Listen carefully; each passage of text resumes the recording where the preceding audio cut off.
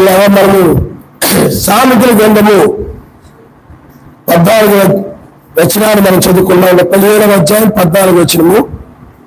ఎందుకంటే 13వ వచనాన్ని అలాగా 12, 13 వచనాలు మనము అలాగే పైన 11వ వచనము కూడా మనం ధ్యానం చేశాం. అలాగే 14వ వచనం దగ్గరకు వచ్చేటప్పటికి కలహారంభము నీటి ఒడ్డున లేకపోతే నీటి గట్టున పుట్టు నోట వివాదము అధికము కాకపోతే దాన్ని విడిచిపెట్టిన.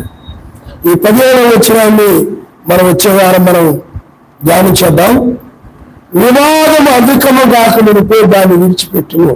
కలహారంభము అంటే కలహం అనేటువంటిది ఆరంభము ఎలా ఆరంభమవుతుందో ఇక్కడ వాక్యం చెప్తూ ఉన్నదన్నమాట. కలహం అనేటువంటిది ఏ విధంగా ఆరంభమవుతుంది అంటే నీటి గట్టున, అంటే ఒక చెరువు ఉందనుకోండి, ఆ చెరువు చుట్టూ గట్టు ఉందనుకోండి, వర్షాలు బాగా పడినప్పుడు లేకపోతే నీరు ఆ యొక్క చెరువులోకి ఎక్కువ వచ్చినప్పుడు ఆ గట్టు దగ్గర ఏం చేస్తుందంటే మొట్టమొదట మెల్లగా ఆ యొక్క ఓటు ప్రారంభమవుతుంది అనమాట. మొట్టమొదట ఆ గట్టు దగ్గర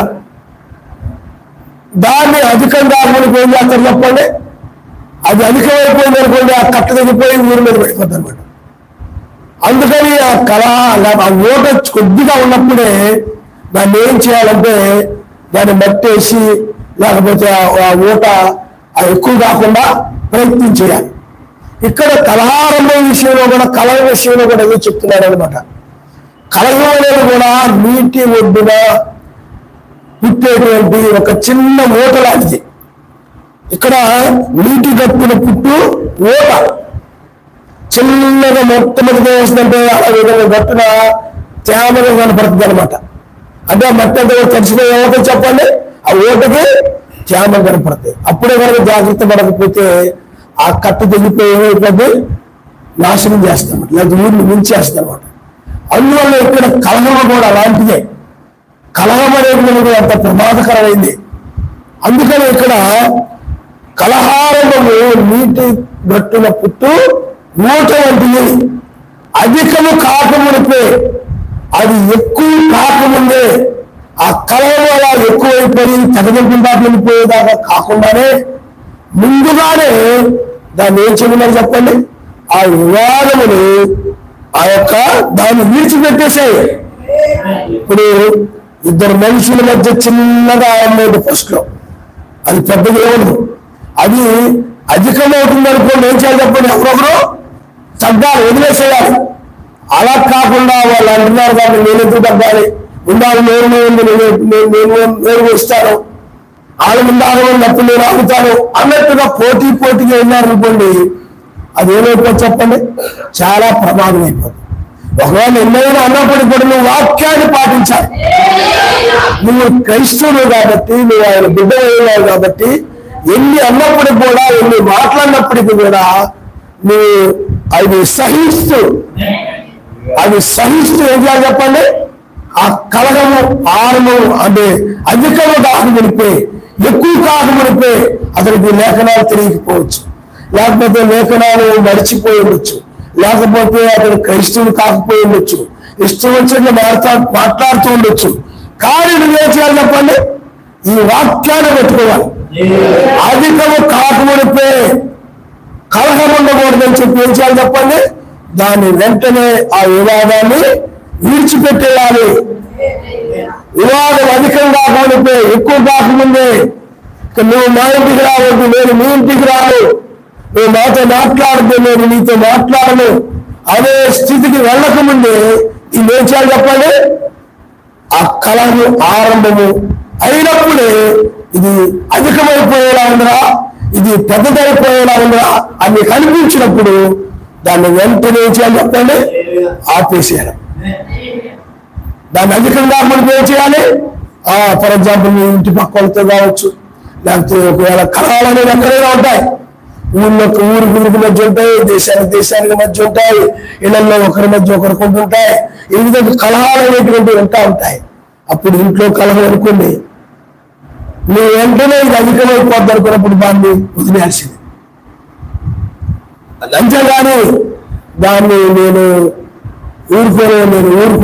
ఊరుకోనని చెప్పి ఆ విధంగా ముందుకెళ్ళిపోతే అప్పుడు నువ్వు క్రైస్తవుడు అనిపించుకుని, అందుకని ఏం చేయాలి దాన్ని చెప్పండి. వివాదం అధికం కాకముందు కొంతమంది ఉంటారు, ఆపురా బాబు వివాదం ఉండకూడదు, ఆపు అన్నగానే ఆపరక. నాకు తెలిసిన ఒక ఆవిడ ఉంది, ఆవిడ ఒకటి స్టార్ట్ చేసిందనంటే ఇంకా చిన్న గొడవ ఆరంభమైందంటే ఆయన అలా మౌనంగా పట్టించుకోకుండా కాముగా ఉంటుంటాడు. కానీ ఆయన మాత్రం గిన్నెలు జరుగుతా, చెల్లు జరుగుతా, ఇయ్యుడుతూ ఆరంభంలో కూడా పొద్దుటే, అది సాయంత్రం కూడా పొడిపోయేటప్పుడు 11-12 గంటల వరకు కూడా అదే జ్ఞాపకం చేసుకుంటా, అదే గుర్తు చేసుకుంటా, ఆ మాటలే గుర్తు చేసుకుంటా, ఆ గొడవే గుర్తు చేసుకోవడం, ఇంకదే చదువుతా చాలా ఉండేవాళ్ళు ఉంటారు కొంతమంది. ఇది చూశానమాట, ఇక్కడ రైల్వే కాలంలో ఉండేది, అక్కడ నేను కొన్నాళ్ళు ఉన్నాను. అక్కడ ఒక ఆవిడ అలాగే ఉండేది, ఒకటే గొడవ అనమాట. కొంతమంది కేకరాస్తుండేది, ఆవిడ కావిడ పళ్ళు కొడుకుంటుండేది, ఆవిడ మాట్లాడుకుంటుండేది, ఆవిడ వాళ్ళ తిరుగుతూ ఉండేది అనమాట. అక్కడ ఎవరు ఉండరు, ఆయన వెళ్ళిపోయినా కానీ ఆ పని చేస్తూ ఆ కక్ష అనమాట, ఆ కక్ష ఇంకా అది మనసులో పెట్టుకొని అదే కాళ్ళు తొలుగుతా ఉంటుందంట లోపల. ఇంకా ఆమె అదే తిడుతూ విసిరేదో గట్టిగా వేయలేదో ఎవరున్నారు అక్కడ. ఆ రోజంతా కూడా ఆవిడ ఆ పరిస్థితిలో ఉంటుంది అనమాట. కొంతమంది అంత తేలి మొదలు అది కొన్ని రోజులు అలాగా చదువుతానే ఉంటారు అనమాట. కానీ బైబిల్ ఏం చెప్తుందంటే, ఇలా వివాదం ఎక్కువ కాకముందు ఇది ఎక్కువ అయిపోద్ది అనుకున్నప్పుడు వెంటనే దాని అధికం కాకముందు ఏం చేయాలని చెప్తుంది బైబిల్. విడిచిపెట్టే మాట పెరిగిపోయే వివాదము అధికమైపోయి కొన్ని సంవత్సరాలు, కొన్ని నెలల్లో, కొన్ని రోజులు గతంగా ఆ విధంగా పట్టించుకోరు. ఒకరికొకరు బాగలేకపోయినా చూడడం, గొడవల వల్ల ఒకరికొకరు ఆదరించుకోరు, ఒకరి పట్ల ఒకరు ప్రేమ చూపించరు, అంత కఠినంగా మారిపోతారు. మీరు కఠినంగా క్రూరంగా మారిపోతారన్నమాట.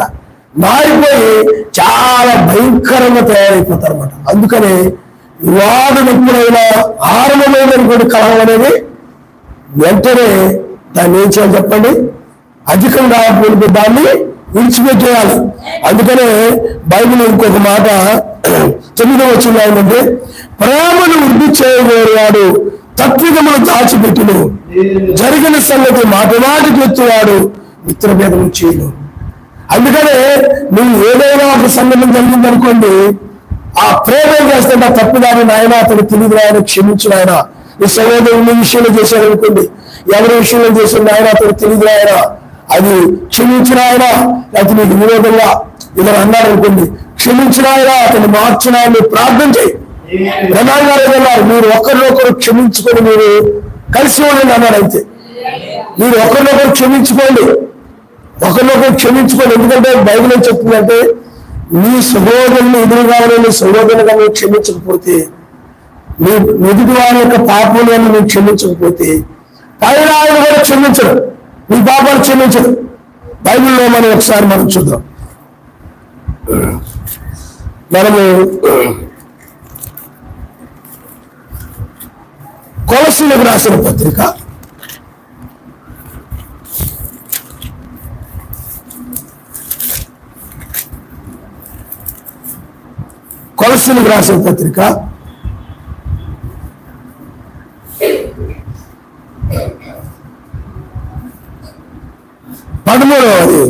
3వ అధ్యాయం 13వ వచనం, ఎవరైనా తానకు హాని చేసిన ఒకడు అనుకుని లేదా ఒకరినొకడు సహించుచు ఒకరినొకడు క్షమించుడు, ఆ మెస్సయ్య మిమ్మల్ని క్షమించులాగిన మీరు క్షమించుడు. చూడండి, మీ అన్యాయాలు, మీ పాపములు, మీ చెడుతనాలు ఏ పుట్టుకతోనే పరిశుద్ధుడివే కాదు. నీ జీవితంలో కూడా ఎన్నో లోపాలు ఉన్నాయి, ఎన్నో పొరపాట్లు ఉన్నాయి. అందువల్ల ఆయన రక్తం దగ్గరకు వచ్చావు కాబట్టి నీ పాపాలన్నీ కూడా ఆయన క్షమించాడు. ఎందుకంటే మన జీవితాల్లో ఏ తప్పుడు పాపాలు లేవనుకోండి, నేను దేవుణ్ణి అని ఎవరితో చెప్పండి, హెచ్చింపు వస్తుంది అనమాట, గర్వం వచ్చేస్తుంది. అందుకని ఆయన ఏం చేస్తాడు, అది రాకుండా ఉండడం కోసమే మన జీవితాల్లో ఈ యొక్క పాపములు అనుమతించబడతాయి అనమాట. వాటిని బట్టి ఏం చేస్తుంటే ఆయన పరిశుద్ధుడా, నేనేం పరిశుద్ధుని, నా జీవితాలు తప్పులు ఉన్నాయి అని మనం ఏం చేస్తాం చెప్పండి, తగ్గించుకుంటాం అనమాట. అది లేవనుకోండి, ఏమైతే చెప్పండి, గర్వం వచ్చేసి ఆయన నేను ఒకటే హెచ్చింపు వచ్చేస్తాను అనమాట. ఆ హెచ్చింపు రాకుండా ఉండడం కోసం మన జీవితాలు కూడా లోపాలు పొరపాట్లు ఏంటి, దాన్ని బట్టి మనం ఏం చేస్తామంటే మనల్ని ఆయన పరిశుద్ధులుగా ఉంటాడు, మనం దోషులుగా ఉంటాం. అందుకని మనం తగ్గించుకుని ఆయన నువ్వే నన్ను క్షమించేవాడు, నన్ను క్షమించేవాడా అని తగ్గింపు కోసమే ఆ విధంగా మనం మన పాపాలను ఆయన ఏం చేస్తారు చెప్పండి, ఒప్పుకున్నప్పుడు క్షమిస్తాడు ఆయన. అందువల్ల మీ పాపములు ఆయన క్షమించాడు కాబట్టి మీకు ఎవరైనా అన్యాయం చేశారనిపించింది అనుకోండి, ఇది నాకు ఆ సహోదరుడు అన్యాయం చేశారా, ఈ సహోదరుడు నాకు చాలా అన్యాయం చేసి చాలా దెబ్బ కొట్టారా, చాలా మోసం చేశారు, నేను చాలా నమ్మాను రా, నేను చాలా నమ్ముండొచ్చు, నువ్వు ఎవరైనా బాగా నమ్ముండొచ్చు, కానీ నీకు ఎవరో అన్యాయం చేశారు అనుకున్నావు, సహోదరులో లేదా ఎవరైనా పాస్టర్లో లేకపోతే ఎవరైనా నీ బంధువులో లేకపోతే నీ ఇంట్లో వాళ్ళు ఎవరైనా నీకు అన్యాయం చేశారు అనుకోండి, అప్పుడు ఆ వాక్యం ఏం చెప్తుంది ఇక్కడ, ఎవరైనా తనకు హాని చేసినని, హాని అంటే కీడు, లేకపోతే అన్యాయం చేసినా కానీ, కీడు చేసినా కానీ, మోసం చేసినా కానీ, దగ చేసినా కానీ, ఏం చేసినా కానీ, అప్పుడు ఒకరినొకరు సహించచ్చు, అవి సహించాలి. ఎందుకంటే వాళ్ళు ఇంకా కొంతమంది అవి కలిగి ఉంటారు, వాళ్ళు ఇంకా అర్థంగా ఉన్నారంటే వాళ్ళు ఇంకా పిల్లలుగానే ఉన్నారని అర్థం అనమాట. ఒక సమయంలో వాళ్ళు కూడా మార్పు అంటే పూర్తిగా స్థితి నుండి బయటకు రావచ్చు, ఎందుకంటే బైబిల్ ఆ విధంగా చెప్తుంది అనమాట. కానీ ఎత్తబడే సమయానికి ఆ స్వభావం, పిల్లల స్వభావం పోవాలి. అందుకని ఇక్కడ ఏం చెప్తుందంటే బైబిల్, ఎవరైనా తనకు హాని చేసి నేను ఒకరు అనుకుని ఎలా సహించాలని, మీ ఇంట్లో ఎవరు మీకు హాని చేయొచ్చు, మీకు కీడు చేశారని అనిపించవచ్చు, అనుకుని ఎడలా నీ మనసులో అనిపించింది అనుకో, నీ ఆలోచన అనిపించింది అనుకో, దాన్ని సహించి ఏం చేయమన్నారు ఆయన, సహించుతూ ఒకరినొకరు క్షమించేవారు. మెస్సేజ్ కూడా ఏం చేసేటప్పుడు మళ్ళీ పెరుగుని పెట్టారు, కొడ దెబ్బతో కొడుతున్నారు, నిజమైన సిలువ పెట్టారు, ఇల్లు వేస్తున్నారు, గుద్దుతున్నారు, ఇప్పుడు మీరు ఎవరు గుద్దారో చెప్పాలన్నారు, రోడ్డు మీద అవమానకరంగా నిలుచుకుని వెళ్ళిపోతున్నారు, ఏ ఇంట్లోనే కాదు.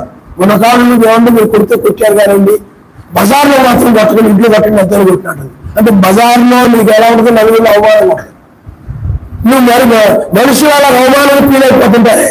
అది మనం వాస్తవానికి భార్యను కొట్టకూడదు, అది మీకు అర్థమవడం చెప్తున్నాను, నాకు జరిగిన సంఘటన చెప్తున్నాను అనమాట. కానీ మనుషులే బయట ఎవరైనా తంతుంటే గుద్దుతుంటే అవమానం ఫీల్ అయిపోతుంటారే. కానీ ఆయన చూడండి, అంత అవమానం జరుగుతున్నప్పుడు కూడా సహించి, అదేనా సహనాన్ని కోల్పోతే ఏం చేస్తారు చెప్పండి, తిరగబడతారు. ఆయన కూడా కలబడి కొట్టొచ్చు, ఆ శిలువను పక్కన పడేసి ఏంటిగా మీరు చేసేది అని వాళ్ళ మీద గొడవకి వెళ్ళిపోవచ్చు, లేకపోతే వాళ్ళు కూడా తిరిగి వాళ్ళు 10 దెబ్బలు కొడుతూ 2 దెబ్బలు కొట్టచ్చు. కానీ అలాంటి పని చేయలేదు ఆయన. ఏం చేశాడు చెప్పండి, ఆయన సహించి వీళ్ళేమి చేస్తున్నాడని నాకు తెలియదు, ఆయన వీళ్ళేమి చేస్తున్నాళ్ళకి తెలియదు. ఎందుకంటే వీళ్ళు అన్యులు, లోకస్తులు, వాక్యము తెలియదు. కానీ నిజముగా పరిశుద్ధాత్మ కలిగిన క్రైస్తవులైతే ఆ విధంగా చేయరు. కాబట్టి వీళ్ళు అన్యులు కాబట్టి వీళ్ళకి తెలియదు, కాబట్టి వీళ్ళు లోకస్తులు కాబట్టి వీళ్ళకి తెలియదు, కాబట్టి లేకపోతే వీళ్ళు ఇంకా ఆత్మీయంగా బలహీనంగా ఉన్నారు కాబట్టి వాళ్ళు క్షమించిన ఆయన చూడండి. బైబిల్లో మనము అది క్షమించడం చెప్తా ఉంది. అలాగే మనము మార్కు సువార్త చూడండి ఒకసారి.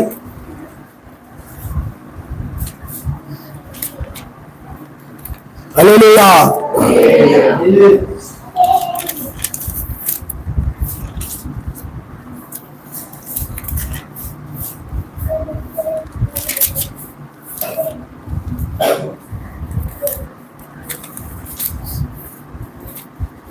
చూడండి మార్కు సువార్త 13వ అధ్యాయము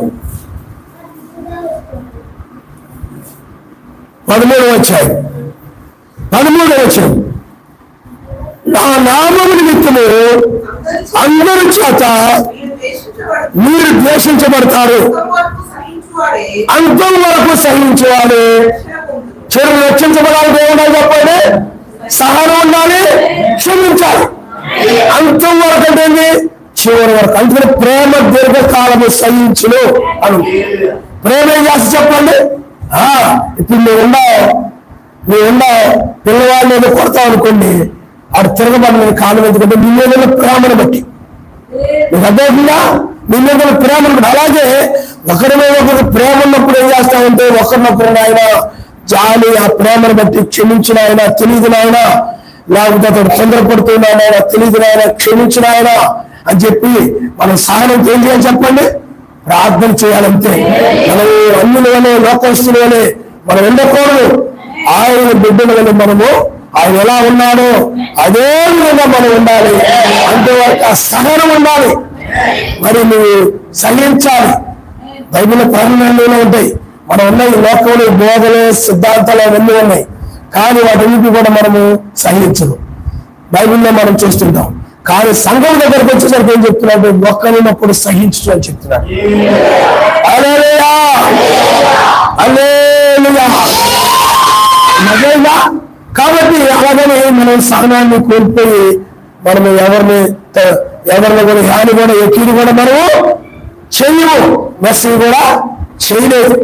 కాబట్టి పిల్లారా, అందుకనే బైబిల్ ఏం చెప్తుందంటే, అనే వాక్యం ఏం చెప్తుందంటే, మీరు ద్వేషించబడతారు, నా నామముతో మిమ్మల్ని ఏం చేస్తారని బైబిల్లో ద్వేషించబడతారు. మెస్సీ ఎలా ద్వేషించబడ్డాడు, నిన్ను కూడా ద్వేషిస్తారు. ఆయన నమ్ముకున్నందువల్ల, ఆయన వాక్య ప్రకారం జీవిస్తున్నందువల్ల, ఆ బంగారం అలాంటి ఆ యొక్క అలంకరణలు లేకపోతే పెట్టుకోకుండాన్నందువల్ల, లేకపోతే ఆ యొక్క లోక సంబంధమైనటువంటి విగ్రహ సంబంధ ఆచారాలు, ఆ కార్యాలు వాటి వీటికి వెళ్ళనందువల్ల, లేకపోతే ఆ యొక్క మత్స్యాకు సంబంధమైనటువంటి ఆ యొక్క వాటన్నిటి కూడా మీరు ప్రత్యేకించబడి ఉండడం వల్ల ఏం చేస్తారు చెప్పండి, వీళ్ళు ద్వేషిస్తూ ఉంటారు.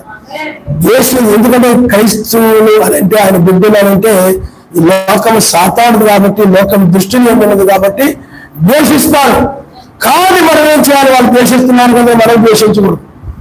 వాళ్ళు కీడు చేస్తున్నారు కదా మనం కూడా కీడు చేయకూడదు.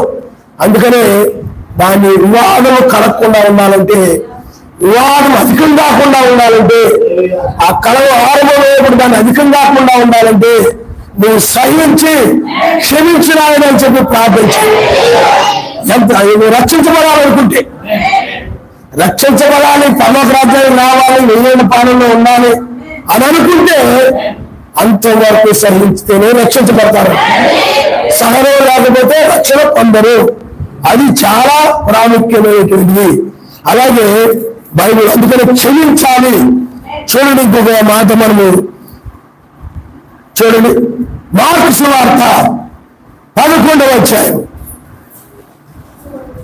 25వ వచనం, మీకు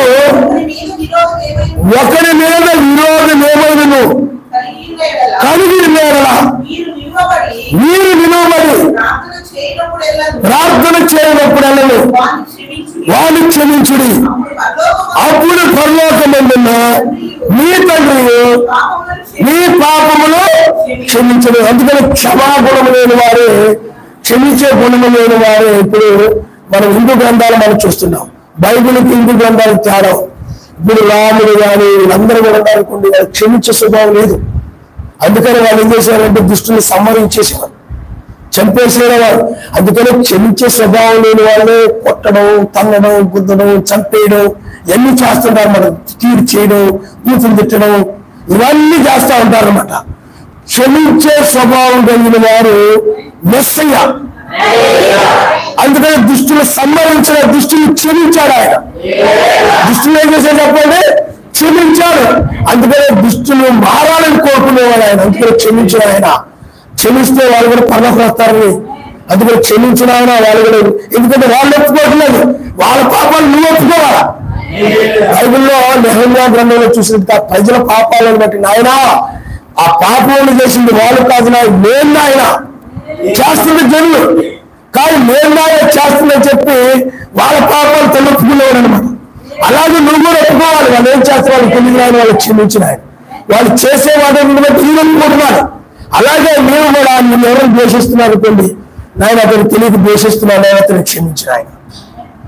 అదేగా అతనికి స్థానం లేక ఆయన అలాగా బండబుద్ధులు తిట్టేస్తున్నాడు ఆయన. అతను క్షమించిన ఆయన. అతనికి తెలియక ఆయన కీడు చేస్తున్నాడు ఆయన, అసహించుకున్నాడు ఆయన. క్షమించిన ఆయన. ఆయనకు సహనము లేక ఆయన తిరగబడుతూ ఉండదు ఆయన. క్షమించిన ఆయన. ఆ పాపాలు నువ్వు ఏం చేయాలి చెప్పండి? నువ్వు నువ్వు నిజంగా వాళ్ళని ప్రేమిస్తున్నట్లయితే, జాలి కలిగినట్లయితే నువ్వు వాళ్ళ గురించి క్షమించమని ప్రార్థన చేయాలి. కానీ మిగతా దేవుళ్ళని అనుకుని దేవుళ్ళు అనబడి పిలువబడుతున్నటువంటి వారు వాళ్ళకి అది లేదు. వాళ్ళు ఏం చేశారంటే దుష్టుల్ని సంహరించేవారు, నిందించేవారిని, లేకపోతే పాపులని వాళ్ళ దృష్టిలో ఎవరైతే వాళ్ళందరూ కూడా దుష్టుల్ని సంహరించడం. కానీ మెస్సీ అలా కాదు. అందుకని బైబిల్ చూడండి, తర్వాత వచ్చిన చదివమ్మా. అప్పుడు పరలోకమందున్న మీ తండ్రి మీ పాపములను క్షమించును. ఇప్పుడు నేను ఇక్కడ మెరుగు అక్కడ పెట్టాను. నువ్వేమనుకున్నావు? ఎదుటి క్షమించు. హృదయంలో పెట్టుకొని కూర్చొని ప్రభు స్తోత్రం, హల్లెలూయా, ప్రభు స్తోత్రం, హల్లెలూయా, ప్రభు స్తోత్రం. వాళ్ళ మీద విరోధంలో ఆలోచన పెట్టుకుని ఉంటాం. వాళ్ళు అలాంటి వాళ్ళు, ఇల్లు లాంటి వాళ్ళు, ఆ సిస్టమ్ మంచిది కాదు, ఇది అలాంటి వాళ్ళు నాకు హాని చేశారు, కీడు చేశారు, అలాంటి వాళ్ళు, ఇల్లు లాంటి వాళ్ళని ఏదో సోదరు క్షమించకుండా అనమాట. క్షమించినప్పుడు గురువులను పెట్టుకోవాలి. క్షమించాలని ఏం చేయాలంటే దాన్ని మర్చిపోవాలి. ఇప్పుడు మన పాపాలను క్షమించాలంటే మరుపడే సముద్రంలో పడబోయేది. ఏదైనా సముద్రంలో పడిన కనబడతా ఇంకా మీకు కనబడదు.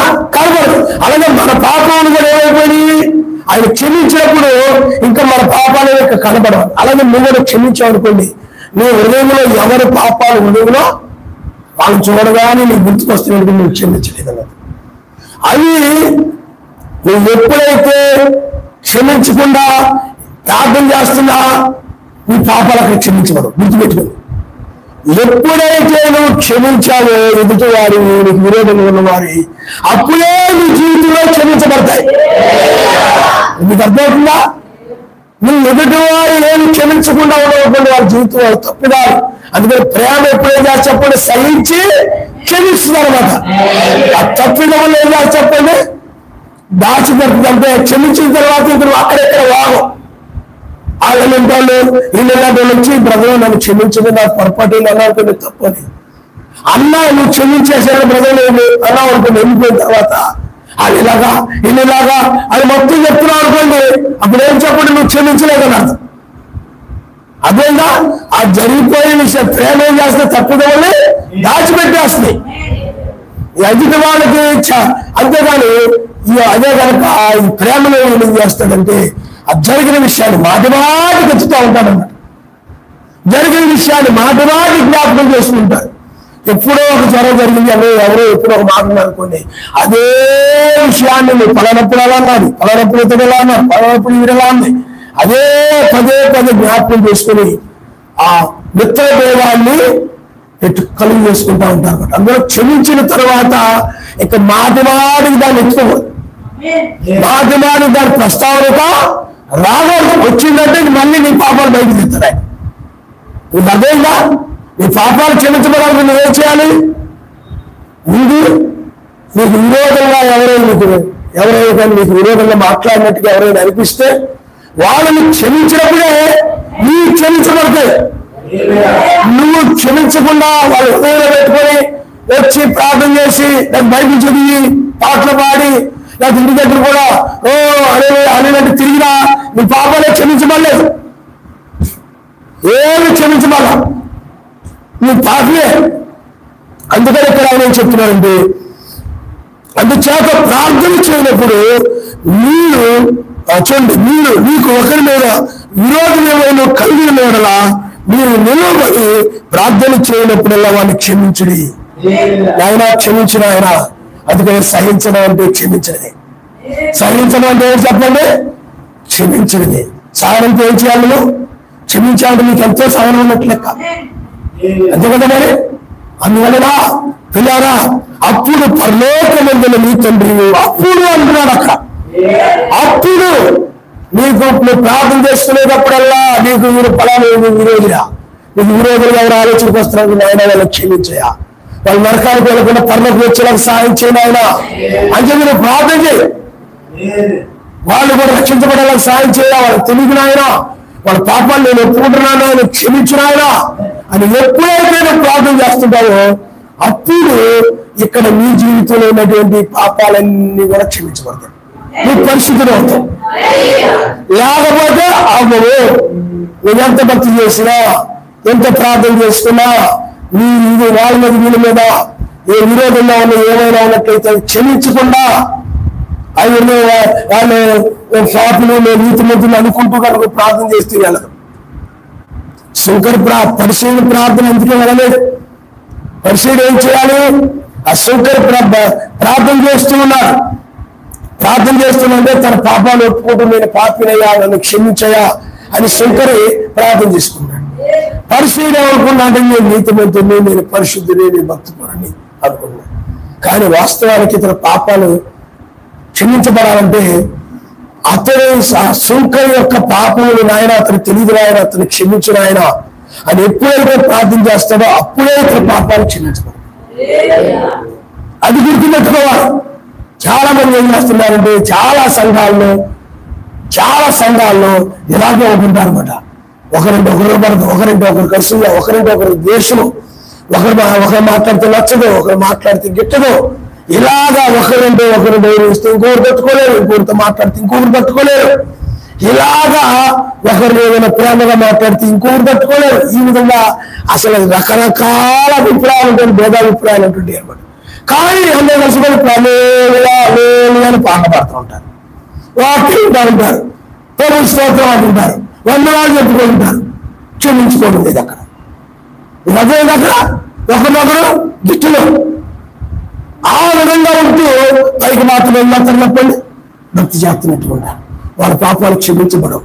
అందుకని మొట్టమొదటి నీ పాపాలు క్షమించబడాలంటే, నీ నిర్దోషం కావాలంటే, నీ పరిశుద్ధుడు కావాలంటే, నువ్వు ఎత్తబడాలనుకుంటే, ఆయన రాజ్యానికి రావాలనుకుంటే, నీ దోషాలు క్షమించబడాలంటే, నీ తప్పులు క్షమించబడాలంటే, నీ పొరపాట్లు క్షమించబడాలంటే మొట్టమొదట నీ యొక్క సహోదరుని విషయంలో వాళ్ళని క్షమించి ప్రార్థన చేయనప్పుడల్లా వాళ్ళని క్షమించిన ఆయన, నీ ప్రార్థనలో వాళ్ళని కూడా జ్ఞాపకం చేసుకుంటూ వాళ్ళని క్షమించిన ఆయన అని ప్రార్థన సహిస్తూ క్షమించిన ఆయన ప్రార్థన చేసినప్పుడే నీ పాపాలన్నీ కూడా క్షమించబడతాయి. లోకంలో నిన్ను ద్వేషిస్తారు, అపార్థం చేసుకుని ద్వేషిస్తారు. ఇప్పుడు మెస్సేజ్ వాళ్ళు పరిశుద్ధులే, కానీ కొంతమంది ఏమో ఆయన అర్థం చేసుకుని రక్షకుడు అన్నారు, కొంతమంది అపార్థం చేసుకుని ఆయన అన్నారు పాపం అన్నారు.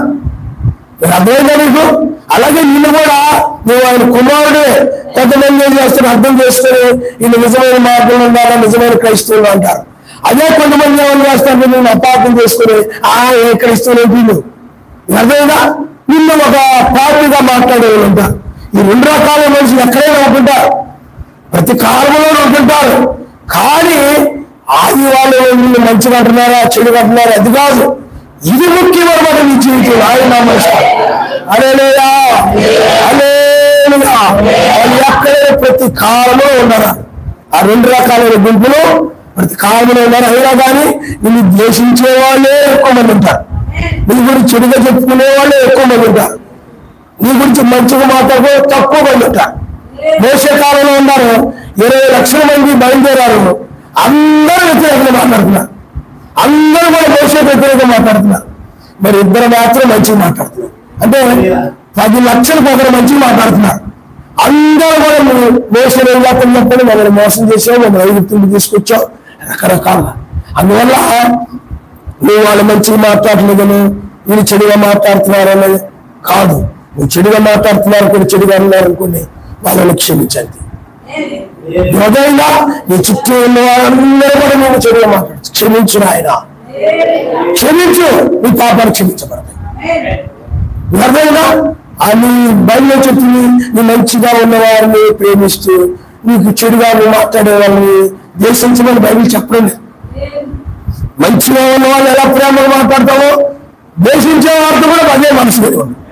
బైబిల్ అదే చెప్తుంది, ఆ విధంగానే ఉండాలి. అంతేగాని ద్వేషించకూడదు. నీ స్వభావం అది కాదు. లైట్ ఎందుకు చూడండి, లైట్ అది మంచి వాళ్ళకి వచ్చినది వస్తే చెడ్డ వాళ్ళు వచ్చినా అదే మామిడి పండు ఉందనుకోండి, చెడ్డోళ్ళ కంటున్నా అదే రుచి, మంచోళ్ళ కంటున్నా నీ జీవితం కూడా అలాగన్నా ఇతరులకి. మంచోళ్ళకైనా చెడ్డోళ్ళకైనా వాళ్ళు నమ్మినా నమ్మకపోయినా ద్వేషించినా వాళ్ళు అపార్థం చేసుకున్నా నువ్వు మాత్రం నీ నీలో మాత్రం ప్రేమ మాత్రం అదే విధంగా, ప్రేమ మాత్రం అదే విధంగా ఉండాలి తప్ప నాకు వాళ్ళంటే ఇష్టం కాబట్టి, నాకు వీళ్ళంటే ఇష్టం కాబట్టి, వాళ్ళు నాకు నచ్చారని నేను ఆడుతూనే ఉంటాను, వాళ్ళతో సహవాసం చేస్తాను, వీళ్ళంటే నాకు నచ్చలేదు కాబట్టి వీళ్ళతో సహవాసం లేదు. అలాగే నేను వాళ్ళకి చెందున్నాను వీళ్ళకి చెందున్నాను నేను గ్రూపులుగా కూడా ఉండకూడదు. మీకు అర్థమైందా? బైబిల్ ఏం చెప్తుందంటే చూడండి, కొంతమంది నేను పౌలుకి చెంది ఉన్నానా, కొరింథీ రాసిన పత్రిక చూడండి ఒకసారి. మొదటి కొరింథీ రాసిన పత్రిక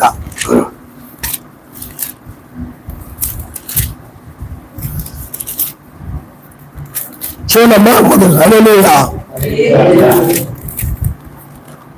మొదటి కొరింథీ రాసిన పత్రిక 10వ అధ్యాయం. సహోదరులారా, 10వ వచనమ్మా, మొదటి అధ్యాయం 10వ వచనం. సహోదరులారా, మీరందరూ ఏకభావంతో మాట్లాడవలెను, మీలో కక్షలు లేక ఏక మనస్సుతోను ఏక తాత్పర్యముతో మీరు సన్నద్ధులై ఉండవలెను మన యాశ్వామేశ్వర పేరిట మిమ్మును ఏర్పరుచున్నాను. నా సహోదరులారా, మీలో కలహములు కలవని మిమ్మును గూర్చి క్లోయ ఇంటి వారి వలన నాకు తెలిసి వచ్చును. మీలో ఒకడు నేను పౌలు వారిని, నేను అపోలో వారిని, మరి ఒకడు నేను కేఫా వారిని, ఇంకొకడు నేను క్రీస్తు వారిని చెప్పుకొనుచున్నారని నా తాత్పర్యం. మెస్సీ విభజించబడి ఉన్నాడా? పౌలు మీ కొరకు సిలువ వేయబడినా, పౌలు నామముని మీద బాప్తిజం పొందుతురా, నా నామముని మీద బాప్తిజం పొందుతున్నాను ఎవరైనా చెప్పకూడనట్లు నాయనకు తప్ప మరి ఎవరికి నేను బాప్తిజం లేదు. అందుకై సర్వశక్తి మంత్రికి కృతజ్ఞతాస్తుతులు చెల్లిస్తున్నాను. పౌలు గారు అన్నారు, నా నామంలో మీరైనా బాప్తిజం పొందారా? కేఫా నామంలో మీరు బాప్తిజం పొందారా? లేకపోతే ఇంకొక నామంలో బాప్తిజం పొందారా? వాళ్ళు చెంది ఉండడానికి మీరు ఎవరి నామంలో బాప్తిజం పొందారు? ఆయన నామంలో బాప్తిజం పొందారు. కాబట్టి అందువల్ల నేను వాళ్ళకి చెందిన్నాను వీళ్ళకి చెందిన్నారు కాదు, నేను ఆ బ్రదర్కి చెందిన్నాను ఈ సిస్టర్కి చెందిన్నాను వాళ్ళకి చెందిన్నాను అని కాదు, ఆయనకి చెంది ఉండాలి. అందరికీ నువ్వు చెందిన వ్యక్తిగా ఉండాలి. అందరికి సహోదరులు సమాజంలో వాళ్ళందరూ కూడా, సంఘంలో వాళ్ళందరికీ కూడా. ఎందుకంటే బైబిల్ ఆ విధంగా చెప్తుంది, మనం ఒక శరీరం అని కూడా బైబిల్ చెప్తుంది. ఆ తర్వాత మన 3వ అధ్యాయం ఒకసారి చూడమ్మా. సహోదరులారా, ఆత్మ సంబంధమైన మనుషులతో మాట్లాడినట్టు నేను మీతో మాట్లాడలేకపోతుంది. శరీర సంబంధమైన మనుషులను మెస్సీలకు పసిపిల్లలను మీతో మాట్లాడవలసి వచ్చును. అప్పటితో మీకు బలము చాలకపోయినందున వాళ్ళతోనే మిమ్మల్ని పెంచుతుంది కానీ అన్నముతో మిమ్మల్ని పెంచలేదు. మీరు ఇంకా శరీర సంబంధులైన ఇంటి వలన ఇప్పుడు మీరు బలహీనై ఉన్నారు కారా? మీలో అసూయ కలహములు వచ్చినా మీరు శరీర సంబంధమైన మనిషి రీతిగా నడుచుకునే వారు కారా? ఒకడు నేను పౌలు వాడను, మరి ఒకడు నేను అపోల్లో వాడను అని చెప్పినప్పుడు మీరు ప్రకృతి సంబంధమైన మనుషులు కారా? ఇక్కడ చూడండి, ఇంకా నేను అసూయ ఇలాంటివి అంటే కలములు అంటే మీరు ఇంకా బలహీనులుగా ఉన్నారు అర్థం. ఇంకా సహనము లేకుండా ఉన్నారంటే, క్షమించకుండా ఉన్నారంటే, ప్రేమ తప్పిదములు దాచిపెట్టినది. క్షమించిన ఏం చేయాలి చెప్పండి? దాచిపెట్టాలి.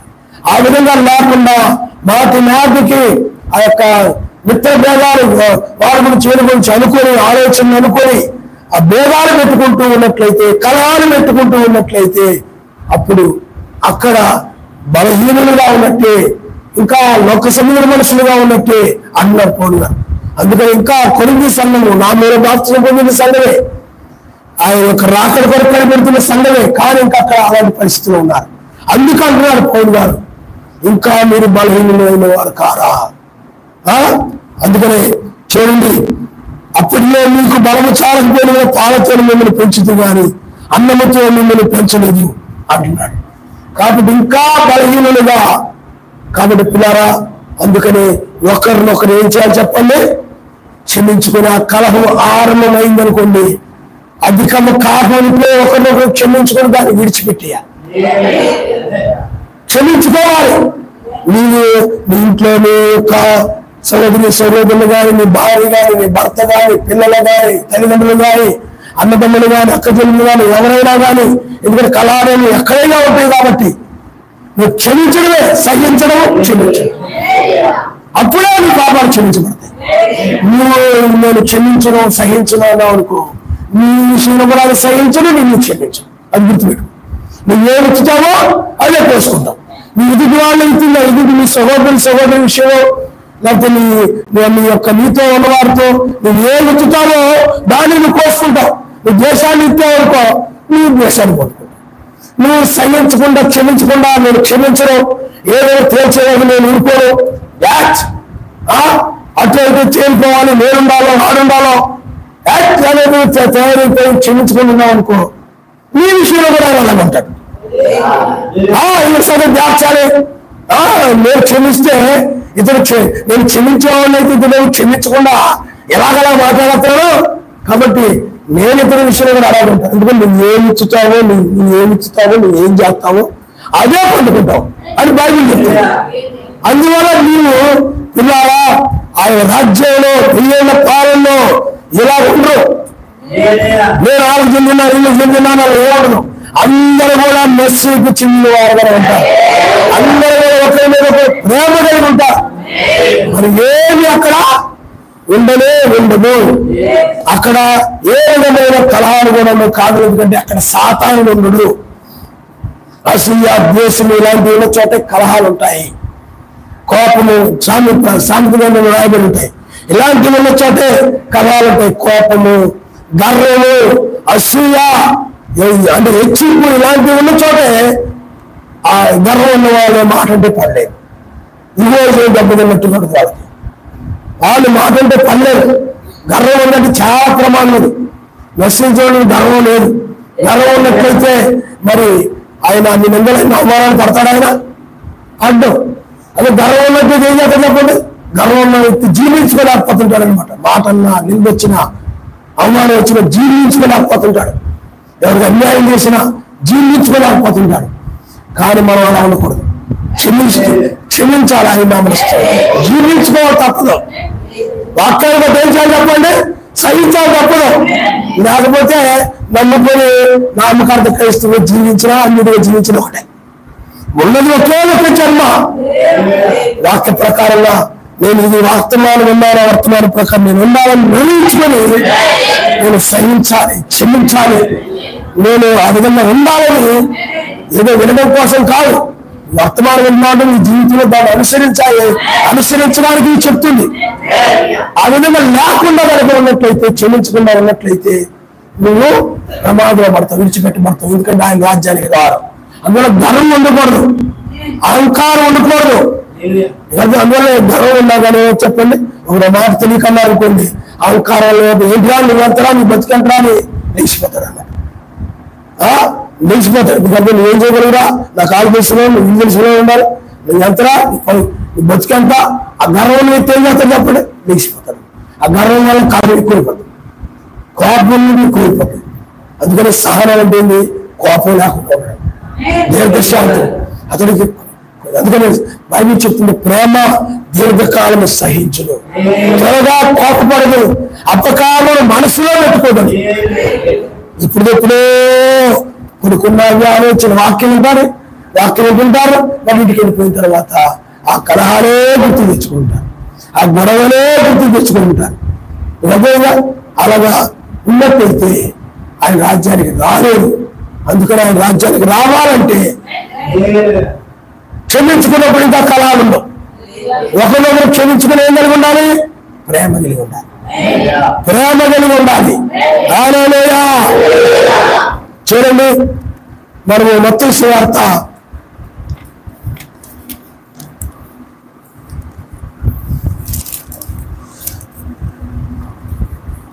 చూడమ్మా, మత్తయి సువార్త 6వ అధ్యాయం. మత్తయి సువార్త 6వ అధ్యాయం,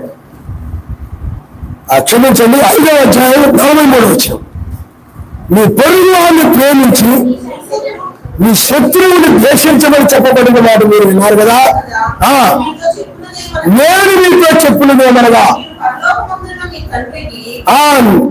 చూడండి, మీరు మీ పరలోకమందున్నటువంటి మీ తండ్రికి కుమారులు అయినట్లు.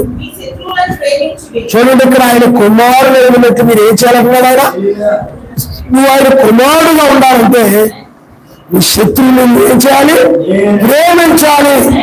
ఆ ప్రేమ ఏమిటంటే సహించడమే. అందుకే ప్రేమ దీర్ఘకాలం సహించును. నీలో ప్రేమ ఉందంటే నువ్వు సహిస్తావు, క్షమిస్తావు. అది గుర్తుపెట్టుకో. అప్పుడే నువ్వు సర్వశక్తిమంతుడు కుమారుడు కుమార్తె అవుతావు. చూడండి, తర్వాత నీవు హింసించే వారి కొరకు ప్రార్థన చేయండి. ఆయన చెడ్డవారి మీదను మంచివారి మీదను తన సూర్యుని ఉదయింపజేసి నీతిమంతుల మీదను అనీతిమంతుల మీదను వర్షం కురిపించున్నాడు. చూడండి, మిమ్మల్ని మీరు అంటే మిమ్మల్ని ఎవరైతే ప్రేమిస్తుంటారో వాళ్ళనే ప్రేమించినట్లా మీకేం పరం, ఏం ప్రతిఫలం ఉంటుంది? ఎవరైనా మంచివాళ్ళే ప్రేమిస్తారు. మీరు అలా ఉన్నారనుకోండి, అప్పుడు మీకేం ప్రతిఫలం ఉంటుంది అన్నాడు. తర్వాత చూడండి, సుంకరులు అలాగే చేస్తున్నారు కదా, మీ సహోదరులకు మాత్రం అందరం చేసిన మీరు ఎక్కువ చేయించున్నది అని అన్ని జనులు అలాగే చేయించున్నారు కదా. పరిపూర్ణుడు కనుక మీరు పరిపూర్ణులుగా ఉంటారు. అందువల్లే మీ శత్రువులను కూడా మీ ఇంట్లో ఉన్న ఆవిడ శత్రువు, ఈయన శత్రువు, వాడు ఎప్పుడు కూడా ఈ విధంగానే మాట్లాడుతుంది, విరోధంగానే అనుకుంటాడు, విరోధంగానే ఉంటుంటాడు. ప్రేమించు. ఏం చెప్తుంది చెప్పండి? దాన్ని బట్టే ప్రతిఫలం అన్నాడు. నువ్వు మేలు చేసిన వాళ్ళే మంచి వాళ్ళే ప్రేమించి అన్న ప్రతిఫలమే ఉండదు. శత్రువులను సహించి క్షమించమని వాళ్ళు క్షమించమని నువ్వు ప్రార్థన చేసినప్పుడే నీ పాపాలు క్షమించబడి నువ్వు ప్రతిఫలం పొందుతావు. అది గుర్తుపెట్టుకోవాలి. ప్రతిఫలం రావాలంటే అంటే మంచి వారిని ప్రేమించకూడదని కాదు, నువ్వు ప్రేమించవచ్చు, ప్రేమించాలి కూడా. అలాగే శత్రువులు కూడా ప్రేమించు. కానీ ప్రతిఫలము ఇక్కడ అనేది దాని గురించి అదే చెప్తున్నారు అనమాట. చూడండి, మీరు మిమ్మల్ని ప్రేమించే వారినే ప్రేమించిన మీకేమి ఫలము అన్నాడు. మీకే ఫలం అన్నాడు. అదే పైనకి వచ్చేటప్పటికి ఆయన ఉన్నాడు. చూడండి, ఇలా సుంకర్ణాలను చేయించున్నారు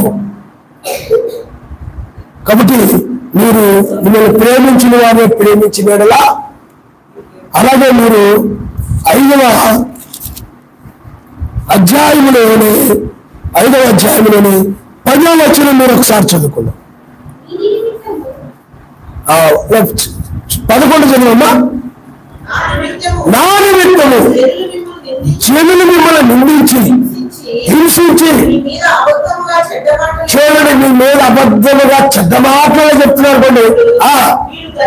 మీరు తగ్గినదే ఆయన మీకు అసలు నువ్వు అది ఎందుకు అనుకుంటే లేచిపోతావు. తాటాకు మంటలు లేచిపోతుంది వాళ్ళ. దాని దగ్గర పక్కన వచ్చి 4 తాటాకులు వేస్తారు, ఇంకా పెద్ద మంట అయిపోతుంది. అది బైబిల్ ఏం చెప్తుంది? ఆయన యొక్క నామము నిమిత్తము జనులు మిమ్మల్ని నిందించి, నువ్వు అలాంటి అతను ఎలాంటి దాన్ని ఇలాంటి ఇలాగని రకరకాలుగా నోటుకు వచ్చినట్లు నిందిస్తారు. నోటుకంత మాట వస్తే అది అనొచ్చా, అనకూడదా, మాట్లాడొచ్చా, మాట్లాడకూడదా, అయ్యో మనం ప్రతి మాట గురించి లెక్క అప్పగించాల్సింది, హృదయం దాన్ని బట్టి నోరు మాట్లాడుతుంటది అని చెప్పి ఆ నిందలో వేసేవాళ్ళు ఎలా ఉంటారంటే రకరకాల ఎదుటోళ్ళు చెప్పేది కూడా వినకుండా ఇది ఆలకించదు. అలా కాదండి, ఎవరెవరు చెప్పిన మాటలు వినేసి ఇలా చాలా ఇళ్ళ దగ్గర మనం చూస్తుంటాం. పక్కవాడి మాటలు వెనకావాడి మాటలు ఆవిడ మాటలు ఈవిడ మాటలు విని వీళ్ళలో గొడవ పెట్టేసి ఉంటారు. మీ పిల్లలాగా, మీ ఆయనలాగా, లేకపోతే అత్తగారిలాగా, మీ మామగారిలాగా, అంటే సహజంగా జరిగే కాబట్టి చెప్తున్నారు అన్నమాట. మీరంటే మీరు కాదు, లోకంలో సహజంగా ఇక మీ వదిలేలాగా, మీ పిల్లిలాగా, అలాగా ఇలాగా లేనిపోయి ఎన్నో చెప్తా ఉంటారు. అవి వెంటనే ఏం చేస్తా చెప్పలేదు. ఎనగానే ఈ సహనం రాదు, మీకు సహనం కలిగి ఉండాలనే మాట గుర్తుకు రాదు, క్షమించాలనే మాట గుర్తుకు రాదు.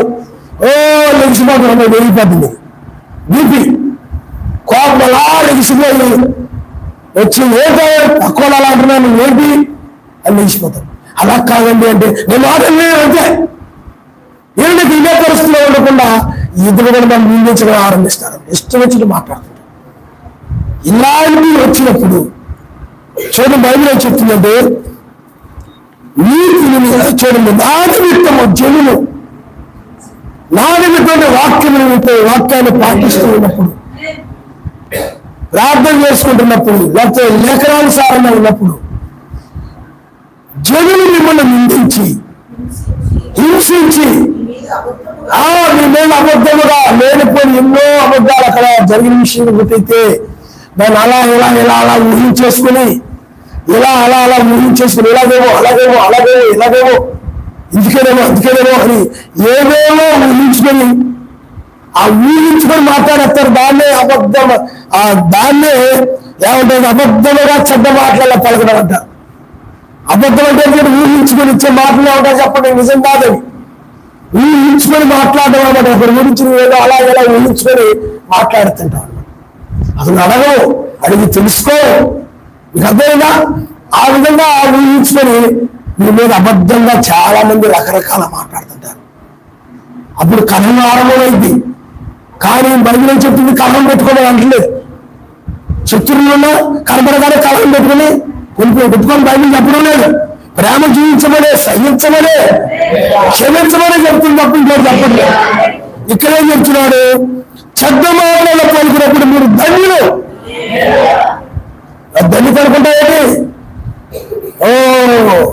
నిష్పతాను చాలా ధన్యత రా, నేను చాలా ధన్యురా. ఎందుకంటే తర్వాత చదవండి, సంతోషించి ఆనందించుడి. చాలా మంది ఏం చేస్తున్నారు, నిందలు ఇచ్చినా హింసించబడుతున్నా, ఎందుకంటే వాళ్ళ గిట్టగా మనసు ఏదో పెట్టుకుని హింసిస్తూ ఉంటారు. ఏదో ద్వేషం పెట్టుకునో, అసూయ పెట్టుకునో, కక్ష పెట్టుకునో, కోపం పెట్టుకునో, లేకపోతే దురాలోచన పెట్టుకునో, ఏదో ఒక తప్పు పెట్టుకునే మనసులో వాళ్ళ మీద ఏదో ఒక సహోదరుల విషయంలో ఆ తప్పుదల ప్రేమ కప్పివేయబడింది.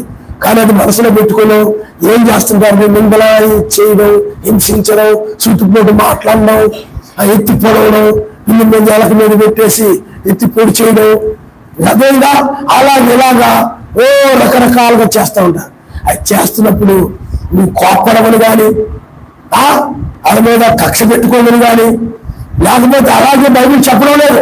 బాధపడమని, తిండి మానేసి పెట్టుకోమని నన్ను అలా అన్నాడు, ఇలా అంది, ఎందుకనాలా, నేనేం తిన్నావు, నువ్వు చేసింది నేను తిన్నావు, బయట తెచ్చుకోకుండా కావాలంటే, లేకపోతే ఆ పిల్లల ఇంటికి వెళ్ళి తినొస్తాను, లేకపోతే బాబాయ్ ఇంటికి వెళ్ళి తినొస్తాను, ఆడికి వెళ్ళి తినొస్తాను, బండేశ్వరి వెళ్ళిపోయి ఎక్కడోసారి తినొస్తాను, లేకపోతే హోటల్లో తినొస్తాను, నేను చెప్తాను.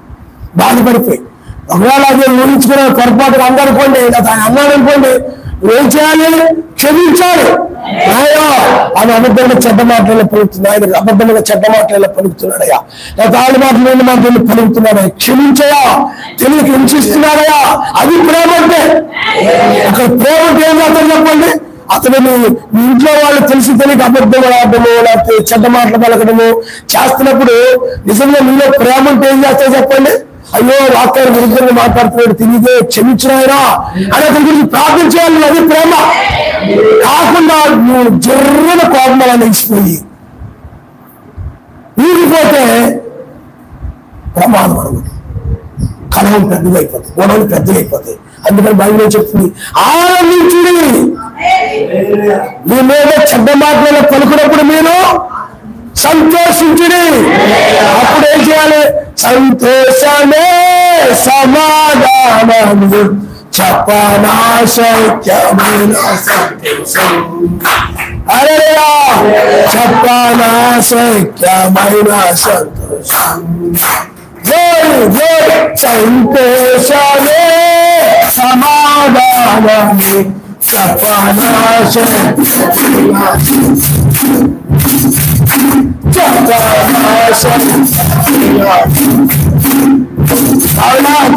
ఆవిడ ఆవిడ తక్కువ అబద్ధంగా ఉండేది లేనిపోటు మాట చుట్టుపక్కల అక్కడ చర్చికి వెళ్తే మిగతా అమ్మినా అనమాట. ఏమైనా అంటున్నారంట, అబద్ధంగా ఇల్లు అందరూ మోపుతున్నారు, ఇంచేస్తున్నారు. కుళాయి దగ్గరికి వెళ్ళినా కూడా ఆమెను పెట్టుకోలేకుండా ఇల్లు ముందు పెట్టుకోవడం, ఆమెను అన్ని అయిపోయేదాకా ఉండడం, ఇలాగ అందరూ ఏకమైపోయి రకరకాల ఇబ్బంది పడుతుంటారు, బాధపడుతుంటారు అనమాట. అందుకని బాధ పెట్టేదే దయ్యం అనమాట. వెన్నం గారు దయ్యం అనగా అంటే బాధించేది అన్నాడు. దయ్యం అంటే అర్థం చెప్పండి, బాధించేది అన్నాడు. అప్పుడు ఈవిడేం చేస్తుంటే రకరకాల కులాల దగ్గర అబద్ధంగా ఎన్నో మాట్లాడినేవాడు. ఈవిడేంటే బాధపడేది మాట్లాడదంట. అలా అన్నప్పుడల్లా సంతోషమే సమాధానమే చెప్పనా శక్యమైన సంతోషం అని పాడుతుండేనంట. ఆవిడ పక్కా జరిగినట్టు ఏంటమ్మా, కుళాయి దగ్గర ఇంటి దగ్గర మీ చుట్టుపక్కల ఇన్ని మాట్లాడుతున్నారు, నిన్ను చాలా తిడుతున్నారు, వాళ్ళు ఏం చేస్తున్నారు, ఏంటమ్మా ఒక్క మాట కూడా తిరిగి మాట్లాడు, ఎందుకమ్మా ఒక్క మాట కూడా తిరిగాను వాళ్ళు వేయాలి, ఇలాగ సంతోషమే సమాధానం పాట పాడుతున్నావు ఏంటమ్మా అంటే అప్పుడు అన్నంట, నా ఫలము అధికమైంది పైన, నేను మాటలు బట్టి కాదు నేను బాధించాల్సింది, బాధపడాల్సింది, నా ఫలం అధికమైందని నేను సంతోషిస్తున్నాను. అందువల్ల నేను మిమ్మల్ని దోషించుకుంటాను అన్నయ్య, ఎందుకంటే ఫలం అధికం కావాలి కదా పైన, నిన్న పోయిన ఫలం కాదు నాకు. అదే మీకు ఇంచుదూరం మానేసి అనుకోండి ప్రతిఫలం పోదు నాకు. అందుకని అన్నయ్య అలా ఉండాలి క్రైస్తవులు అంటే. ఆ ప్రతిఫలాన్ని బట్టి ఏం చేయాలి చెప్పండి, సంతోషించాలి. కానీ నువ్వేం చేస్తుంటే నమ్ముకొని ఆ విధంగా చర్చికి వెళ్తూ వాక్యం వింటాం, ప్రార్థన చేస్తుంటాం, ఇంకా కుళాయి దగ్గరికి వెళ్ళినప్పుడు అక్కడ వాళ్ళు ఒక మాట అంటే వంద మాట్లాడతారు. నీకు అర్థమైందా? అబద్ధంగా చెడ్డ మాటలు పలికారనుకోండి, బిందులు తీసుకొని గొడవకి వెళ్ళిపోతారు. అందరూ ఏమంటారు, క్రైస్తవురాలా, సహనమేది, ఓర్పేది, మరి వాక్యం తెలిసిన ఏమంటే మీ మీద అబద్ధంగా చెడ్డ మాటలు పలుకున్నప్పుడు మీ ఫలం అధికమని సంతోషించమని ఉంది కదా బైబిల్లో. మరి ఇదేంటి ఇలా ఉంది, ఆయన నామం ఏమవుతుంది చెప్పండి, దీన్ని బట్టి దూషించబడుతుంది. ఇదే క్రైస్తవురా, ఇలా మారుమనిసేదిరా, ఇందులో రక్షణ పొందే ఉంటారు, రక్షణ ఎదురా ఏమవుతుంది చెప్పండి, ఆయన నామం ఏమవుతుంది, నిన్ను బట్టి దూషించబడతా ఉంది. అదే కనుక నీవు అలాంటి వాళ్ళందరూ కూడా సహిస్తూ క్షమిస్తూ ఆ ఫలాన్ని బట్టుకొని ఆనందిస్తూ ఉన్నావు అనుకోండి, ఎంత సహనవరా. క్రైస్తవులు అలా ఉంటారా, చూడరా ఆయన క్షమించేదంతా సహనవరా. ఏమండి ఒకసారి నేను ఎప్పుడో బాగా చిన్నతనంలో ఉదాహరణ ఫారెన్స్ ఎవరిలో మీరు కూడా ఉంటారు, ఫారెన్స్ ఎవరిలో ల్యాండ్లో ఉండగానే కాల్ చేశారు, రాజస్థాన్ ఎక్కడ అనుకుంటా. కాల్ చేస్తే భర్త వాళ్ళందరూ కూడా బూడిదైపోయారు.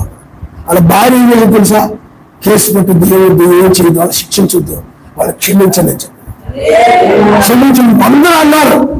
క్రైస్తవురాలు కాబట్టి క్షమించిందిరా, క్రైస్తవురాలు కాబట్టి సహించింది. ఇంకో రైతు పెట్టుకుంటారా, ఇప్పుడు మెస్సీ ఉన్నాడు, ఆయన సర్వశక్తివంతుడు కాబట్టి ఆయన సహించారా.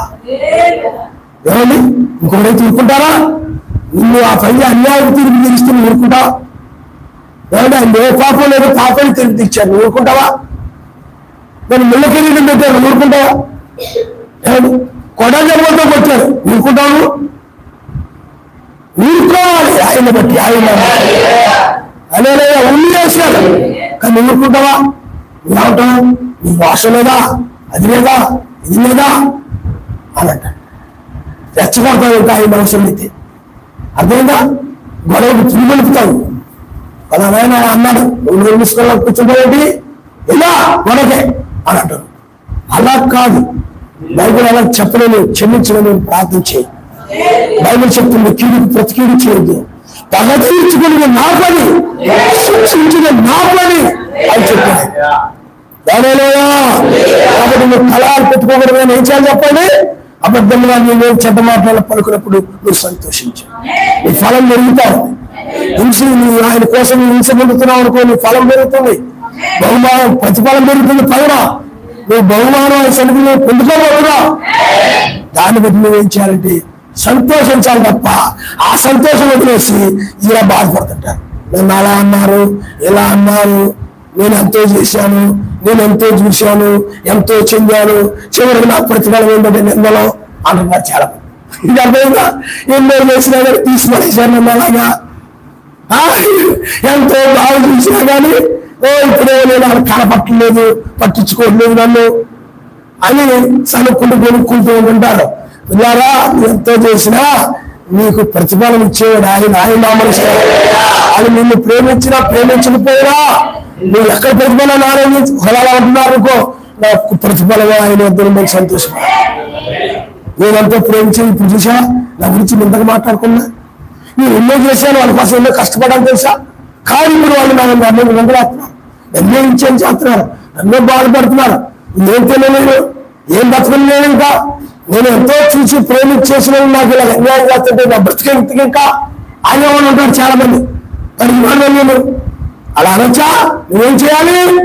క్షమించిన ఆయన నేను మేలు చేశాను, కీడు చేస్తున్నా, ఆయన ఇప్పుడు క్షమించాయా. ప్రతిఫలము ఆ మాటలలో నాకు వస్తుంది ఆయన. హల్లెలూయా. చూడండి మీరు ఒకసారి మనము పేతురు రాసిన పత్రిక, మీరు ఒకసారి మొదటి పేతురు రాసిన పత్రిక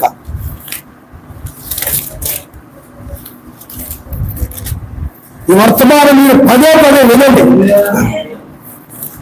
ఒకటో పేతురు రాసిన పత్రిక చూడమ్మా, 2వ అధ్యాయము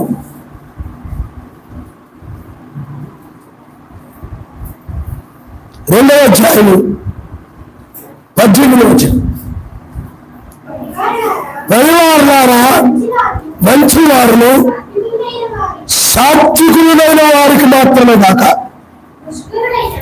నిష్కరులైనటువంటి ఇలాంటి చెడ్డవారు, లాంటి మూర్ఖులైనటువంటి మీ యజమానులకు పూర్ణ భయంతో లోబడి. చాలా మంది వచ్చాక మంచి వాళ్ళ మాట అయితే నేను వింటాను, చెడ్డల మాట అయితే నేను విన్నా ఉంటాం. కానీ బయట చెప్పింది చెప్పండి, మంచి వారిని సాత్వికులైన వారికే కాకుండా నిష్కరులైన యజమానులకు కూడా, చెడ్డవారైనప్పుడు కూడా మీరు లోబడి ఉండండి, పూర్ణ భయంతో లోబడి.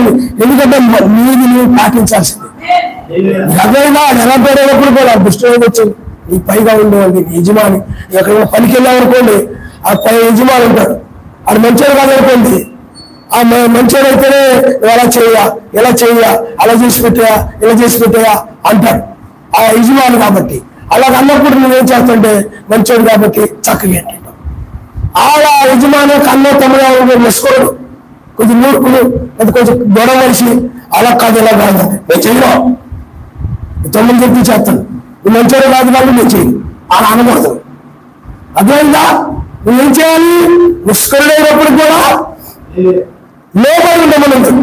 తర్వాత చూడండి, ఎవరైనా అన్యాయముగా శ్రమ పొందొచ్చు సర్వశక్తిమంతుని కూర్చున్న మనస్సాక్షి కలిగి దుఃఖము సహించిన ఎడల అధికముడు. ఒకవేళ నిష్కరుడు నీకు అన్యాయం చేస్తూ నిన్ను శ్రమ పెడుతున్నాడు అనుకోండి, నీకు కష్టం పెడుతూ ఉన్నాడు అనుకోండి, నిన్ను బాధ పెడుతూ ఉన్నాడు అనుకోండి, దుఃఖం అంటే కన్నీరు కలిగి వచ్చేలా చేస్తున్నాడు అనుకోండి, అప్పుడు ఏం చెప్తున్నాడు? సహించినేలా నీకు అద్భుతమైన అంటున్నాడు, సహించలేదని చెప్తున్నాడు. అదేగా అలాగేలాగ అతని గురించి ఏం మాట్లాడుకుంటున్నాడు. తర్వాత చూడండి, తప్పిదమైన దెబ్బలు తిరిగినప్పుడు మీరు సహించిన మీకేమి గలవు?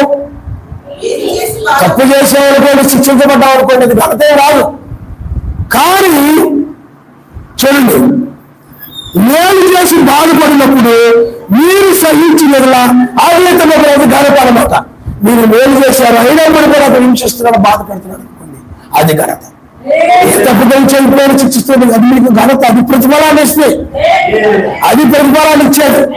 నీతి మంత్రులు నడుస్తున్నా అతను ప్రార్థన చేసుకొని నిన్ను సేవ పెడుతున్నాడు, దుఃఖిస్తూ నిన్ను దుఃఖం కలిగేసేలా బాధ పెడుతున్నాడు. నువ్వు మంచి వ్యక్తివే, కానీ అతడు చెడ్డోడే. కానీ ఆ చెడ్డోడైనా కూడా నిన్ను చెడ్డ వ్యక్తిగా ఊహించుకొని, లేకపోతే నిన్ను మంచిగా అనుకొని నిన్ను శ్రమ పెడతాడు, బాధ పెడతాడు, హింసిస్తాడు, ఎన్నో చేస్తుంటాడు. కానీ సహిస్తే అది నీకు మంచిది అనమాట. ఆయన అలానేవా దెబ్బలున్నాం అనుకోండి, తప్పుదానికి దెబ్బలకి అదేంటే సరిపోతుంది. అర్థమవుతుందా? అంటే సరస్వతి మీద రాకుండా జరిగేది తప్పుదమ్మని వారిని ఆయన శిక్షిస్తాడు. మనం శిక్షించము. అన్ని నేను చేస్తారంటే శిక్షిస్తుంటారు అనమాట. లోకస్తులు ఏం చేస్తారు చెప్పండి, శిక్షిస్తారు. మనం కీడు ప్రతికీడు చేయరు. లోకంలో వాళ్ళు ఆ విధంగా ఉంటారు. కీడు మెస్సి ఉన్నాడు, తప్పుదాలు చేశారా, దోషగా అని చెప్పి ఆయన అన్యాయస్తులని తీర్పు తీర్చారు. ఆయన శ్రమ పెట్టారు, కానీ సహించాడు. అది ఘనత అనమాట.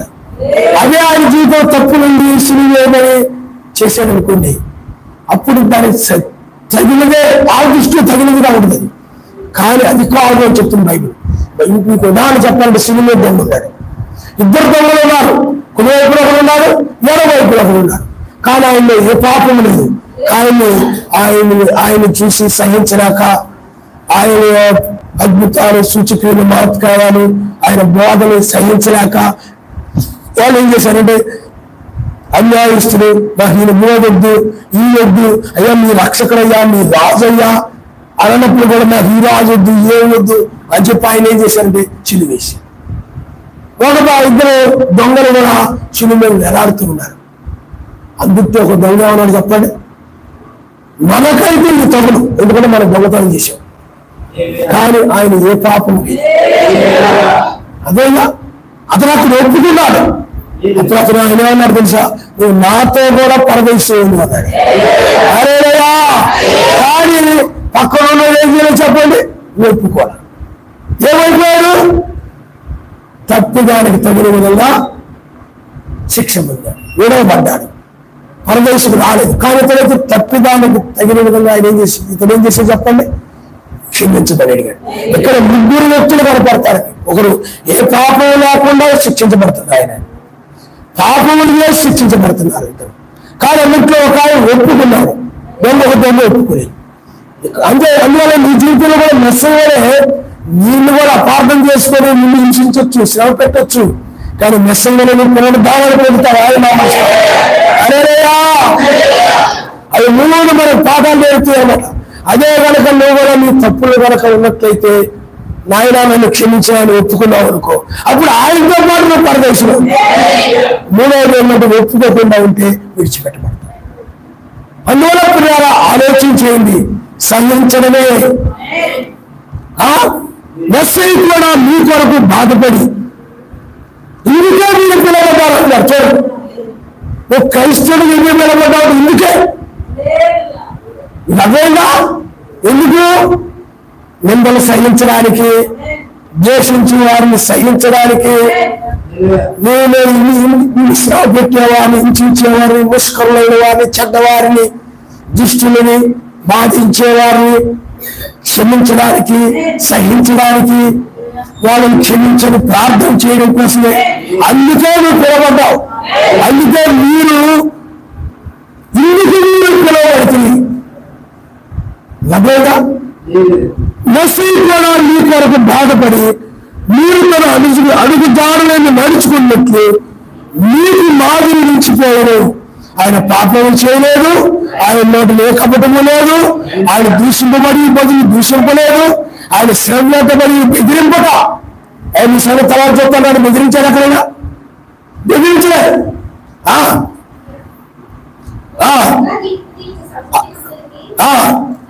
చూడండి, న్యాయముగా తీర్చు సరస్వతి మంత్రులు తను తాను అప్పగించుకున్నాడు. ఆయనే తిరిగి తీరుస్తాడు, ఆయనే తిరిగి తీరుస్తాడు. బైబిల్లో దావీదు ఉన్నాడు, సౌలు రాజు ఉన్నాడు. సౌలు రాజు దావీదుని చూస్తే రసరసగా ఆడిపోయాడు అన్నమాట. కంపరం వచ్చిన పిల్లలు అనమాట. దావీదు కనపడితే చాలు ముఖం మారిపోయేది. అలా అలాగా ఊడిపోయాడు. సౌలు రాజుకి దయ్యం ఉంది కాబట్టి దయ్యం ఉన్నట్టు ద్వేషిస్తూ ఉంటాడు అనమాట. ఇంకా ఏమాత్రం కూడా తట్టుకోలేకపోయాం. అందుకని చాలా సందర్భాల్లో దావీదు పట్ల ఆయన శ్రమ పెట్టడం, హింసించడం, రకరకాలుగా ఎక్కడున్నారో కనపడితే అక్కడికి వెళ్ళి అక్కడ సైన్యాన్ని పంపి చంపాలని చూడడం, అతడు బ్రతకడానికి వీలు లేదని చాలా రకాలుగా ప్రయత్నం చేశాడు. కానీ ఒక సమయంలో దావీదుకి అవకాశం వచ్చింది సౌలు రాజుని చంపడానికి. కానీ దావీదు ఏం చేశాడు తెలుసా? ఇతడు పలానప్పుడు ఇలా చేశారా, అలా చేశారా, నన్ను చంపడానికి సైనికులు పంపించాడు సౌలు రాజు. ఇప్పుడు నాకు అవకాశం వచ్చింది, ఇప్పుడు నేను పగ తీర్చుకోవాలి, నా కక్ష తీర్చుకోవాలి, నా మనసులోనే ఉండి కుదురుతానని చూస్తున్నాను అని చెప్పి ఆ సౌలు మీద పగ తీర్చుకోలేదు. వస్త్రపు చెల్లెలు మాత్రమే కూసి అప్పుడు సౌలు అంటాడు, కీడుకు ప్రతి కీడు చేయకుండా మేలు చేసిన దాన్ని బట్టి దావీదు నాయనా నీవు సుబుద్ధి కలిగి నువ్వు ప్రవర్తించుతుంది, నాకంటే కూడా నువ్వు నీతిమంతుడు అంటాడు. ప్రాణం తీసే సమయం వచ్చిన కూడా తినేది. ఇంకా అంతే కాకుండా అతడు అంటాడు, నాకును నీకును ఆయనే న్యాయం తీరుస్తాడు. అప్పుడు సౌలు రాజు యుద్ధానికి వెళ్ళి చనిపోతాడు, దావీదు రాజు అవుతాడు. అందువల్ల నిజం నిన్ను న్యాయం తీర్చేవాడు ఆయన. ఇప్పుడు ఉన్నాడు, ఆయన న్యాయాధిపతిగా వచ్చాడు. ఆయన నమ్మినటువంటి వాళ్ళని రక్షిస్తాడు, మిగతా వాక్యాలు విరోధమైన వాళ్ళని కూడా శిక్షిస్తాడు ఆయన. ఆ శిక్షించడం ఏంటి అనంటే నేను రక్షించడం ఏంటంటే మరి న్యాయాధిపతి పేరు కలిగినప్పుడు చేయాలన్నారు ఆయన. మీరు అది చేయలేదనుకోండి, మరి న్యాయాధిపతి అనే పేరు బైబిల్ తీసేయాలి. అసలు మీకు అర్థమవుతుందా? మీరు లోకంలోనే దోషుల్ని ఏం చేస్తారు చెప్పండి, శిక్షిస్తారు, నిర్దోషుల్ని రక్షిస్తారు. ఆయన తప్పే ఉండదు, ఆయన తప్పు లేదు. ఎందుకంటే ఏ రోజులో కూడా ఆయన చెప్పారు, మీరు ఇదిగో ఈ ఫలాలు తింటే మీరు చనిపోతారు, ఈ ఫలాలు తినద్దు అని మీరు చెప్పారు. మీరు ఆయన మాట వెళ్ళలేదు అంతే. తప్పే అవుతుంది, మనిషితో తప్ప ఆయన అవసరం.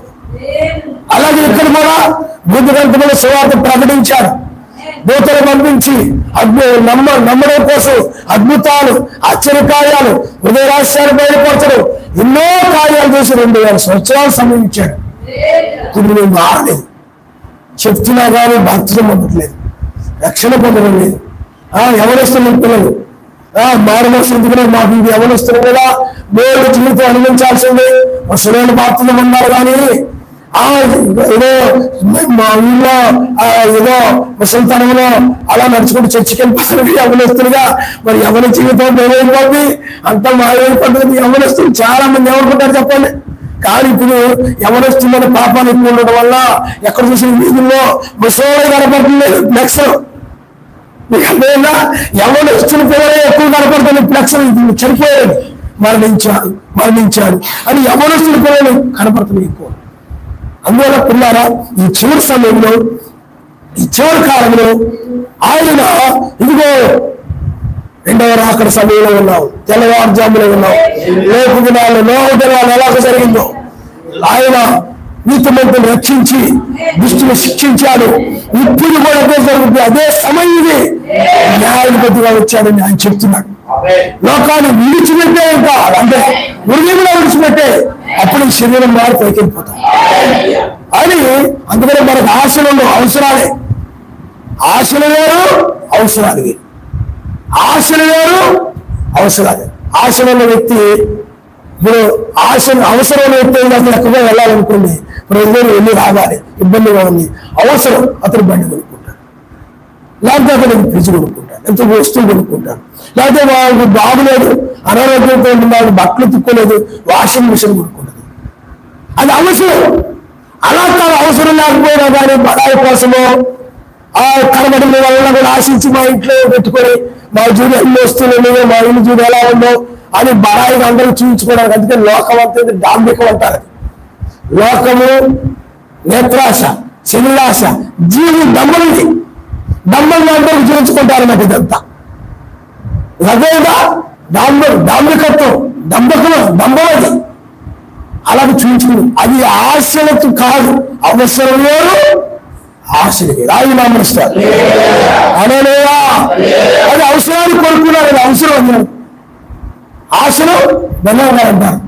సబ్బు కానీ, వస్తువులు కానీ, ఒక బండి కానీ, ఒక కారు కానీ, ఏదైనా అవసరాన్ని బట్టి అవి ఇచ్చినట్టు అవి కనుక కలిగినట్లయితే వాటిని బట్టి నేను కృతజ్ఞతాస్తుతి చెల్లిస్తున్నాను. ఎందుకంటే అది ఉంది కాబట్టి నేను ఇప్పుడు త్వరగా రాగలిగినాను.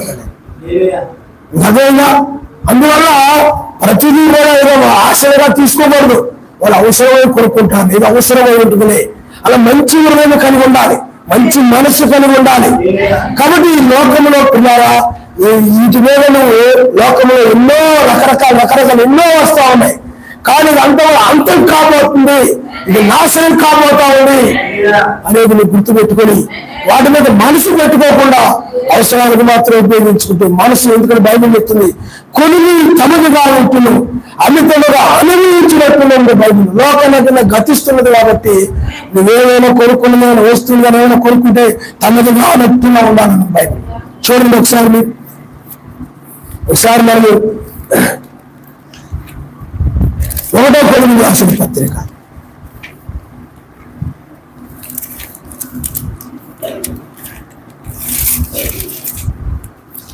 1వ కొరింథీయులకు రాసిన పత్రిక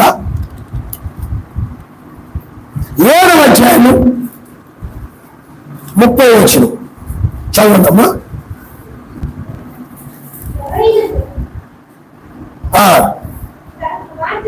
30వ వచనము 1వ కొరింథీయులకు రాసిన పత్రిక 7వ ఏడ్చువారు యావనట్టును సంతోషపడినట్టును కొనువారు తాను కొనినది తమది కానట్టును ఈ లోకం అనుభవించి వారు ఏదో అమితంగా అనుభవించినట్టును ఉండాలి, అమితంగా అనుభవించినట్టుగా ఉండాలి, తమది కానట్టుగా ఉండాలా. తర్వాత చూడండి, ఏమనగా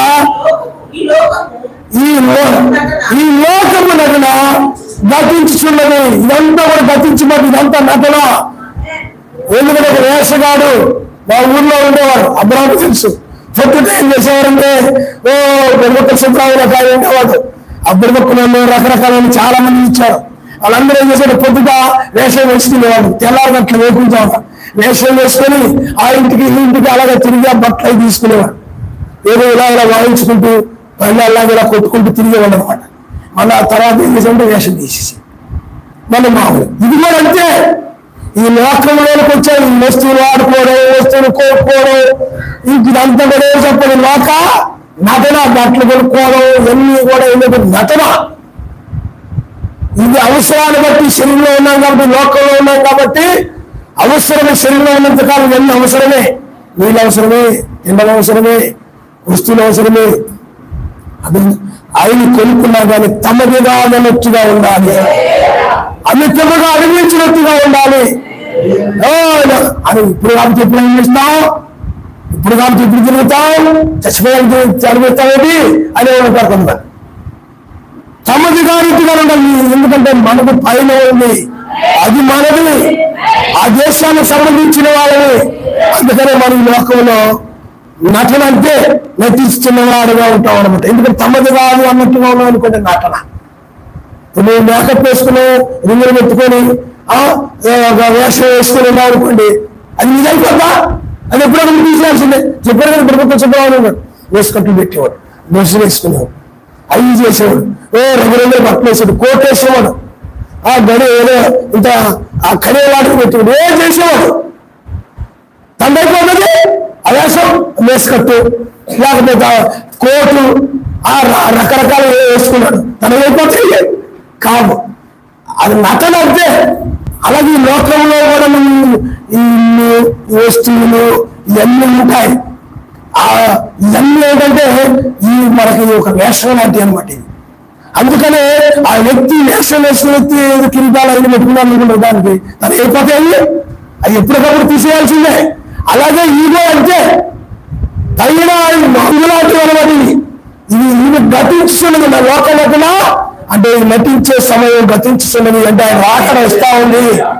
అందువల్ల ఇది ఏంటంటే ఏమిటంటే అందుకనే ఇది నాదని అనుకోవద్దు. ఈ వస్త్రాలు వేసుకున్నాం అనుకో నాది అని అనుకోరాదు. ఎందుకు ఈ మాట చెప్తున్నాను అంటే చాలా ఇళ్ళలో కూడా ఇది నాది, ఇది నాది, బొమ్మలు ఇచ్చారు, నేను కష్టపడి కొన్నాను, అది చేశాను, ఇది చేశాను, అది నాది, ఇది నాది, మా పిల్లి పెట్టింది, మా అత్త పెట్టింది, వాళ్ళు పెట్టారు, వీళ్ళు పెట్టారు, నేను మొట్టలేవను, నేను తాకలేవను, ఇది నాది అని వాళ్ళు అంటారు. ఆ విధంగా కలహాలు వచ్చారు. ఆ విధంగా గొడవలు పెట్టుకుంటారు. అసలు రాజు అనే మనసు నీకు ఉండకూడదు. ఎందుకంటే ఇది ఒక వేషం లాంటిది. ఈ లోకంలో మనం తినడం కానీ తాగడం కానీ ఇవన్నీ కూడా ఏమి చెప్పండి, వస్తువులు కొనుక్కోవడం వాడుకోవడం బండి అదొక వేషం, అదొక నటన. ఇవన్నీ కూడా ఏమిటి చెప్పండి, ఆ వేషగాడు ఎలాగైతే నటిస్తుంటారు బొమ్మగా ఉంటారు. మనం ఈ లోకంలో వచ్చినప్పుడు ఇదంతా కూడా ఒక డ్రామాల స్టేజ్ అంటాయి ఈ ప్రపంచం అనేది. ఈ స్టేజ్ మీద మనము ఆయన బిడ్డల మీద మన పాత్రలు మనం చేస్తుంటాం. సాతాను ప్రజలు వాళ్ళ పాత్రలు వాళ్ళు చేస్తూ ఉంటారు. అందుకని నువ్వు ఉంటావు, సాతాను సంబంధం కూడా ఉంటారు. కాబట్టి పిల్లారా మీరు ఆలోచన చేయండి. అందుకనే ఆ వేషగాడు ఆ వేసుకున్న వేషాన్ని నాగరాడు తమ్ముడుగాడు వెతుగానే ఉంటాడు. అలాగే ఈ లోకంలో మనది కాదు ఇదొక. ఎందుకంటే ఆదాము హవ్వల వల్ల పాపం వచ్చింది కాబట్టి, ఈ లోకంలో శరీరం వచ్చి పాపంలో శరీరం వచ్చింది కాబట్టి ఇదంతా ధరించుకోవాల్సి వచ్చింది. మళ్ళా ఇది వదిలేసి బైబిల్ శరీరం పొందినప్పుడు మీకు వస్తువుల అవసరంతో ఉండదు, డబ్బు అవసరంతో ఉండదు, ఏమి అవసరం ఉండదు. మహిమ గల రాజ్యంలోనే ప్రవేశిస్తుంది. అక్కడ బైబిల్ చెప్పిన రాజ్యం అనగా తింట త్రాగుట కాదు కానీ నీతి సమాధానము పరిశుద్ధాత్మల ఆనందం ఉంది బైబిల్. అందువల్ల ఇదేమి మన నాయని అనుకోకూడదు, అనుకొని మరలా గొడవలో పెట్టుకోకూడదు. అందుకని ఇక్కడ వాక్యం అదే చెప్తా ఉంది. కాబట్టి పిల్లారా నువ్వు చివరి కాలంలో చిన్న వివాదం ఆరంభమైనట్లయితే నువ్వే సహించు, అధికం కాకుండా ఉండాలంటే నువ్వే క్షమించు. నిందపడుతున్నారా సంతోషించు, అంతేగాని బాధపడిపోయి కోపం పెట్టుకొని కుళ్ళు మాడుకొని నీ సంగతి నేను గొప్ప నువ్వు గొప్ప తేల్చుకున్నావు అన్నట్టుగా, నీ బలం ఏంటో నా బలం ఏంటో తేల్చుకున్నావు అన్నట్టుగా, నాది కరెక్ట్ నీది కరెక్ట్ తేల్చుకున్నావు అన్నట్టుగా, ఏమండి నీ పరిస్థితి నీ పరిస్థితి తెలుసుకున్నావు అన్నట్టుగా అలాగే వివాదాలు పెంచుకునే వాళ్ళు ఉంటారు. వాళ్ళ అపిత్తులను అందరూ నేను క్షమించు, నువ్వు చెడ్డ వ్యక్తి వాళ్ళని క్షమించు, నువ్వు దుష్టురాలు వాళ్ళని క్షమించు. నువ్వు దుష్టురావా రుజువు చేసుకుంటావు. కొంతమంది ఉంటారు ఆరాధన ఎవరో ఉంటారు, వాళ్ళు ఎవరో మొత్తాన్ని క్షమించండి, వాళ్ళు ఎవరో మొత్తాన్ని తెలియదు. వాళ్ళు ఏదైనా తప్పులు చేశారనుకోండి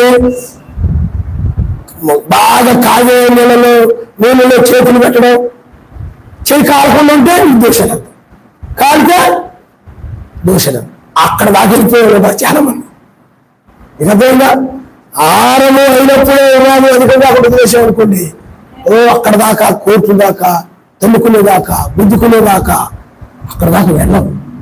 అందుకని ఎప్పుడు కూడా పిల్లారా మీరు వివాదం కలిగినట్లయితే కలహం ఆరంభమైనట్లయితే అధికమైంది అనుకుంటే వెంటనే దాన్ని 1-2 సార్లు చెప్పి చూడాలి. వినకపోతే దాన్ని వదిలేమని బైబిల్ ఒకసారి మనం చూద్దాం. పిల్లారా లోకాసు వార్త క్షమించండి తీతు రాసిన పత్రిక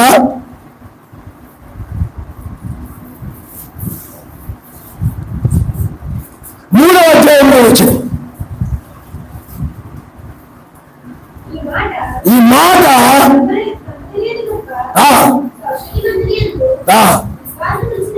విశ్వాసం ఉంచిన వాడు సత్క్రియలను శ్రద్ధగా చేయండి మనసించినప్పుడు నీ సన్నిధులను గురించి దృఢముగా చెప్పుచుండవాలని కోరుచున్నాను. ఇక్కడ చూడండి, ఈ మాట నమ్మగలిగినది కనుక సర్వశక్తిమంతుని విశ్వాసం ఉంచి సత్క్రియలను శ్రద్ధగా చేయడం మనసించినట్లు నీ సంగతుల గురించి దృఢముగా చెప్పుచుండవాలని కోరుచున్నాను. ఇది మంచివి కానీ ఇవి మంచివి మనుషులకు ప్రయోజనకరములైనవి ఏంటి? విశ్వాసం ఉంచడము, సత్క్రియలు చేయడం, మనసు కలిగి ఉండడం అంటే మంచి క్రియలు లేకపోతే మంచి పనులు చేయటం మనసు కలిగి ఉండడము అది ప్రయోజనకరమే. తర్వాత కానీ చూడండి అవివేకముగా వచ్చేట్టుగా తర్క అంటే అసూయ వలన, దేశం వలన, కోపం వలన, అపార్థం చేసుకోవడం వలన, ఒకరినొకరు అర్థం చేసుకోకపోవడం వలన వచ్చేటువంటి తర్కములు,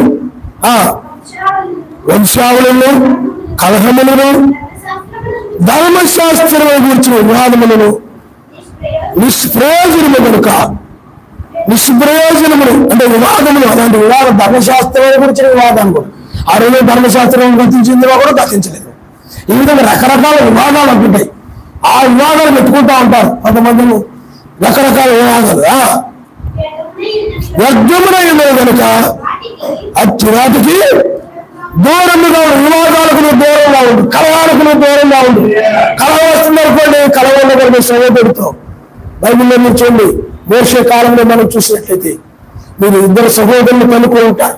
ఇప్పుడు మోషే అంటాడు, మీరు ఎబ్రీయులు, ఇద్దరు సహోదరులు, మీ మధ్య కలహం ఉండకూడదు అంటాడు. అలాగే నువ్వు కలహానికి దూరంగా ఉండు. ఒకవేళ భేదాలు, మతభేదాలు కలిగించి మనుషులకి అస్తమానం ఏదో గొడవలు పెడతా ఉంటాడు అనుకోండి, అతను గొడవలు నాకు ఎవరికొత్తా ఎప్పటికప్పుడు రోజు ఎవరికొత్తా ఉంటారు, భేదాలు పెడతా ఉంటాడు. ఎప్పుడు కూడా ఏదో తప్పులు పెట్టుకోండి. బైబిల్ చెప్తుంది, తప్పులు పట్టుకునే ఆత్మ ప్రతి సహోదరుని మీరు నమ్మకుడి. ప్రతి సహోదరు తప్పు పట్టాలని, తప్పులు పట్టాలని ప్రయాసపడుతూ ఉంటాడు బైబిల్. ప్రతి సహోదరుని నమ్మద్దు. నీ జీవితంలో ఏదో తప్పులు పట్టాలని చూస్తూ ఉంటాడు. అలా ఏ తప్పు జరిగిద్దా, ఈయన తప్పు జరిగిద్దా, ఈయన తప్పు జరిగిద్దా, కరెక్ట్గా ఉన్నారు లేదా, కరెక్ట్గా ఉన్నారు లేదా చూస్తూ ఉంటాడు. అంటే మన బట్టల షాప్కి వెళ్ళామన్నమాట. బట్టల షాప్కి వెళ్తే దేని తీసుకొని కొలుస్తున్నాడు అనమాట. ఏం చేస్తాడు చెప్పండి, చొక్కా సైజు నేను కొలుస్తున్నాడు, ఆ పొడవు ఎంత, లూజ్ ఎంత అని. అలాగే వీళ్ళు కూడా అతను నేను చూసినప్పుడు కొలుస్తున్నాడు, ఎలా ఉన్నాడు ఏంటి, అలా తప్పులు బట్టి ఆత్మ అనమాట. అందువల్ల భేదములు కలిగించే వాళ్ళు ఉంటారు కొంతమంది, అస్తమానాలకు అయితే భేదం. వాళ్ళకి అలాంటి వాళ్ళకి ఏం చేయమని చెప్పండి, గొడవ పెట్టుకో, అస్తమానం చెప్పలేదు, 1-2 సార్లు చెప్పు. చూడండి ఒకసారి, 1-2 సార్లు చెప్పు. బ్రహ్మ నువ్వు చేసేది కరెక్ట్ గా, సహోదరి నువ్వు చేసేది ఇలా మాకు ప్రేమ కొరకు చెప్పు. గొడవ వచ్చిందనుకోండి, భేదం పెట్టాడనుకోండి, కలవారమైంది అనుకోండి, బ్రహ్మ అలా ఉండకూడదా, నువ్వు ఇలా కాదు అని మంచిగా చెప్పు. ఈ గొడవ అధికమైంది అనుకోండి, 1-2 సార్లు చెప్పి వదిలేసేది అర్థం. ఏం చెప్పలేదు చెప్పండి, వదిలేసేది కాదు కదా. వివాదం అధికం కాకుండా దాన్ని ఏం చేయాలి, 1-2 సార్లు చెప్పి ఇదే పరిస్థితి కనపట్లేదు, గొడవ అయిపోయేలా ఉంది, ఎందుకంటే 1-2 సార్లు ఉన్నదంటే ఇంకా ఎందుగా ఇది గొడవ పెట్టుకోవడం అనవసరం అని చెప్పి ఇక నువ్వు సైలెంట్ అయిపోవడం, సహించడమే, క్షమించడమే, అది తప్ప ఏమీ ఉండకూడదని బైబిల్ చెప్తుంది. నువ్వు ఆ విధంగా ఉంటేనే వస్తావు. ఇప్పుడు ఈ వర్తమానం ప్రకారం ఉంటేనే రక్షించబడతావు, ఈ వాక్య ప్రకారం ఉంటేనే రక్షించబడతావు. నా జీవితం నా ఇష్టం, నా బ్రతుకు నా ఇష్టం,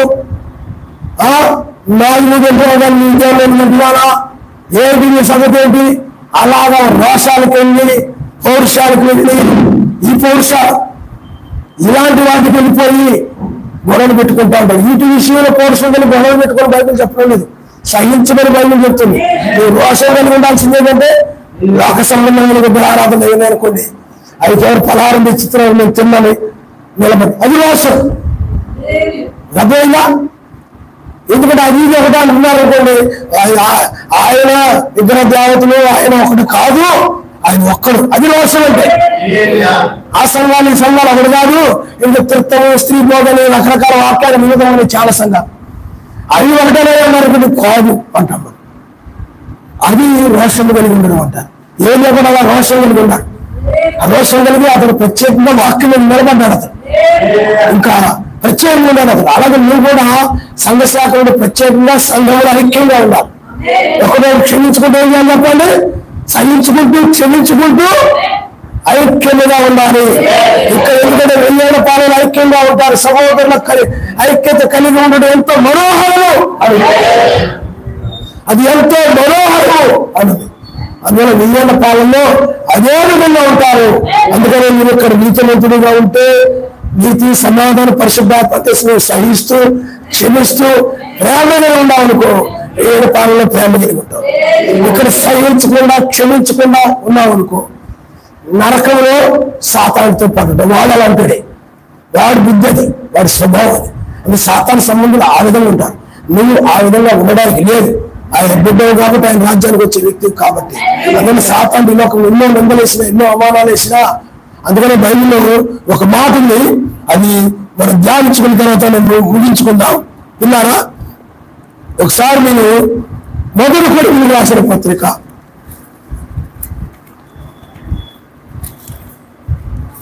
12వ అధ్యాయం 12వ అధ్యాయం 12వ వచనం మనం చదువుకుంటాం. ఏలాగు శరీరము ఏకమైనను అనేకమైన అవయవములు కలిగి ఉన్నను. ఏలాగు శరీరం యొక్క అవయవములన్నీ అనేకములైన ఒక శరీరమై ఉన్నను. అలాగే మెస్సయ్య ఉన్నాడు. ఏలైనగా యూదులమైనను, గ్రీసు దేశస్థులమైనను, దాసులమైనను, స్వతంత్రులమైనను, మనమందరము ఒక్క శరీరములోనికి ఒక్క ఆత్మ ఎందు బాప్తిజం పొంది మనందరము ఒక్క ఆత్మను పాలన చేసిన వారు. శరీరం ఒక్కటే అవయముగా ఉండక అనేకమైన అవయములుగా ఉన్నది. నేను కాను కనుక శరీరంలో దానిని కానని పాదము చెప్పినంత మాత్రమున శరీరంలో కాకపోలేదు. మరియు నేను కన్ను కాను కనుక శరీరంలోని దానిని కానని చెప్పినంత మాత్రాన శరీరంలోనికి కాకపోలేదు. శరీరం అంటే కన్ను అయితే విరిగే ఎక్కడ అంతయు విరిగే అయితే వాసన చూచుడు ఎక్కడ. అయితే సర్వశక్తిమంతుడు అవయములలో ప్రతి దానిని తన చిత్త ప్రకారము శరీరంలో ఉంచడు. అవన్నీ ఒక అవయవం అయితే శరీరం ఎక్కడ? అవయములు అనేకములైనను శరీరం ఒక్కటే. కనుక కన్ను చేతితో నీవు నాకు అక్కర్లేదని చెప్పజాలదు, తన పాదములతో నీవు నాకు అక్కర్లేదని చెప్పజాలదు. అంతేకాదు శరీరము యొక్క అవయములలో ఏవి మరి బలహీనములుగా కనబడమో అది మరి అవశ్యములే. శరీరములో ఏ అవయములు ఘనత లేనివని తలంతమో ఆ అవయములని మరి ఎక్కువగా గణపరుచున్నాము. సుందరములు కానీ మన అవయములకు ఎక్కువైన సౌందర్యము కలదు. సుందరములైన మన అవయములకు ఎక్కువ సౌందర్యం అక్కర్లేదు. అయితే చూడండి, శరీరములో నివాదము లేక అవయములు ఒకదానితో ఒకటి ఏకముగా పరామర్శించులాగిన సర్వశక్తిమంతుడు తక్కువ దానికి ఎక్కువ ఘనత కలిగి చేసి శరీరం అమర్చుకున్నాడు. కాగా ఒక అవయవము శ్రమపడినప్పుడు అవయములన్నీ శ్రమపడదు, దానితో కూడా శ్రమపడదు. ఒక అవయవము ఘనత పొందినప్పుడు అవయములన్నీ కూడా దానితో కూడా సంతోషించదు. అటువలే మీరు రాష్ట్రామస్సు యొక్క శరీరమైంది వేరు వేరు అవయములై ఉన్నారు. మరియు సర్వశక్తిమంతుడు సంఘములో మొదట కొందరిని అపోస్తులు గాను, పిమ్మట కొందరిని ప్రవక్తలు గాను, పిమ్మట కొందరిని బోధకులు గాను, అటు పిమ్మట కొందరిని అద్భుతములు చేయవారు గాను, తరువాత కొందరిని స్వస్థపరిచి ప్రభావాలను గలవారు గాను, కొందరిని ఉపచారములు చేయవారు గాను, కొందరిని ప్రభుత్వము చేయవారు గాను, కొందరిని నానాభాషలు మాట్లాడేవారు గాను నియమించను. అందరూ అపోస్తులా, అందరూ ప్రవక్తలా, అందరూ బోధకులా, అందరూ అద్భుతము చేయవారా, అందరూ స్వస్థపరిచి కృపావరం గలవారా, అందరూ భాషలతో మాట్లాడుతున్నారా, కృపావరములు చెప్పుచున్నారా, కృపావరములను శ్రేష్టమైన వాటిని ఆసక్తితో ఆపేక్షించండి. ఇది కాక సర్వోత్తమైన మార్గమును మీకు చూపించిన రాయనామనిస్తాడు. సంఘాన్ని లేకపోతే సమాజాన్ని ఆయన ఏం చేస్తున్నాడు? ఒక శరీరంతో పోలుస్తున్నాడు. శరీరంలో అవయవాలు అలాంటి చేతులు, కాళ్ళు, ముక్కు, నోరు ఇవన్నీ అవయవాలు ఉంటాయి. ఆ శరీరము అవయవాలన్నీ కలిపి ఒక శరీరం.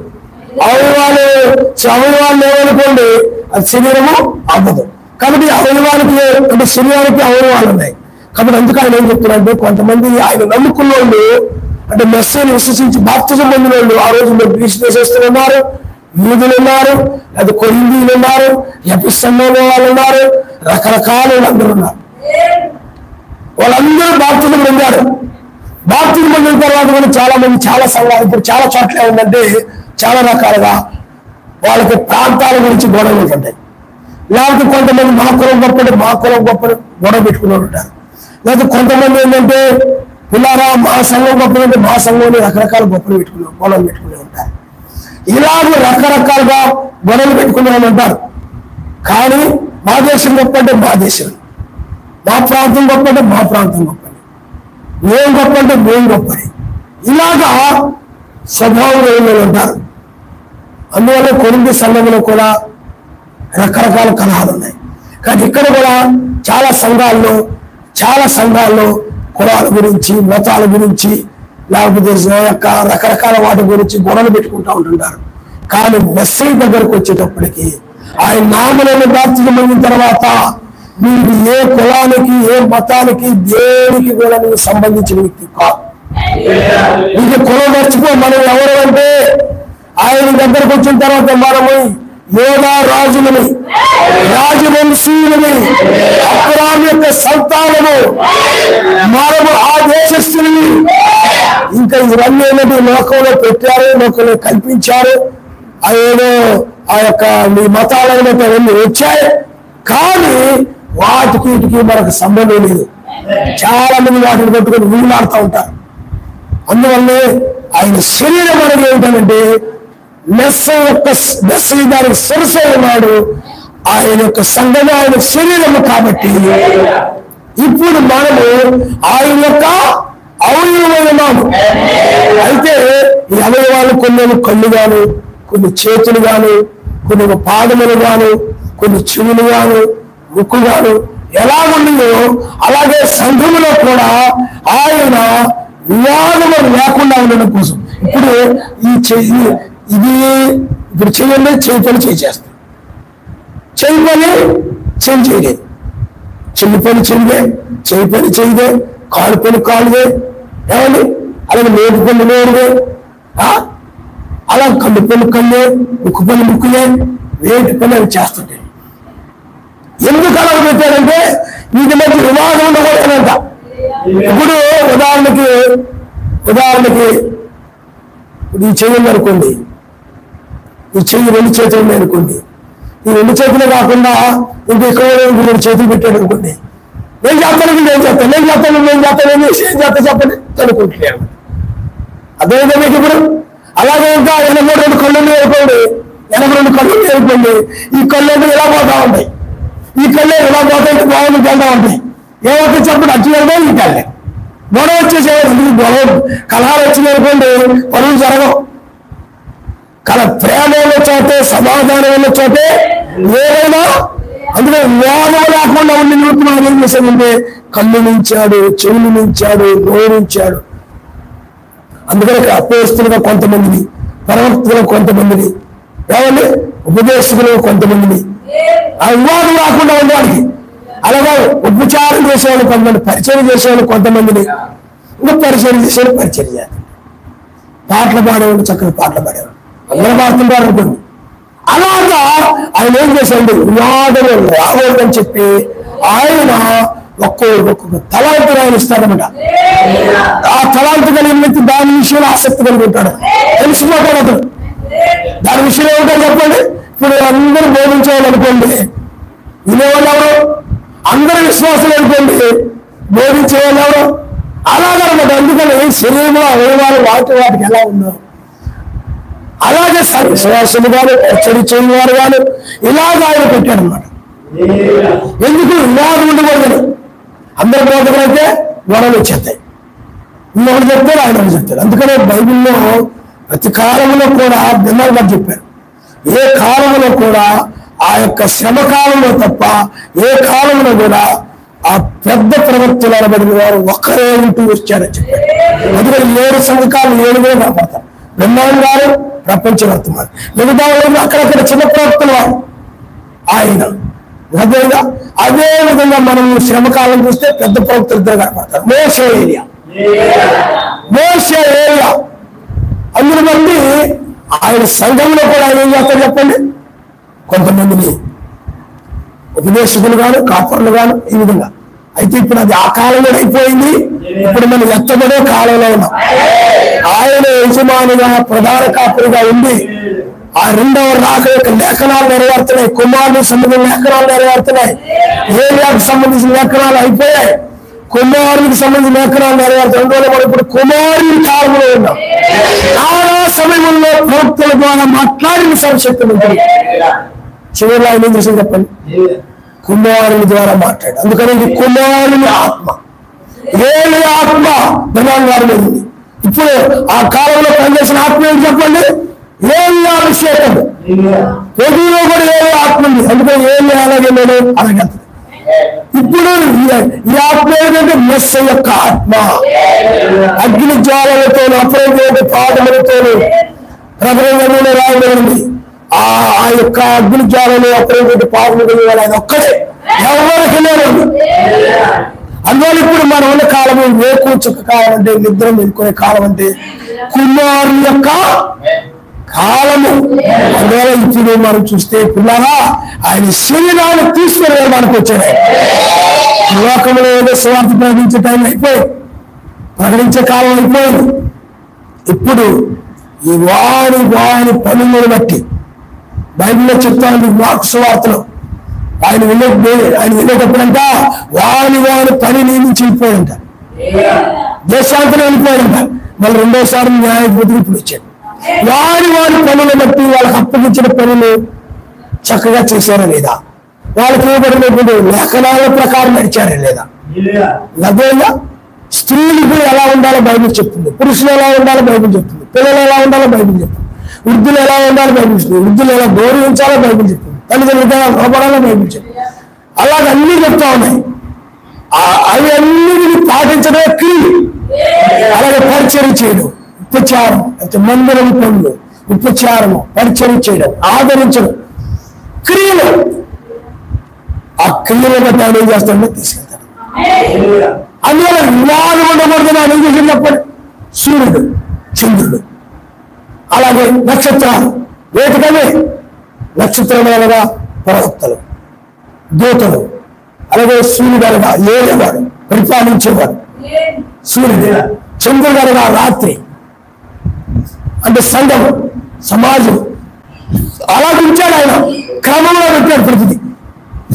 క్రమంలో పురుషుడు శరీరము, స్త్రీ శరీరము, అదే క్రమంలో పెట్టాడు ఆయన.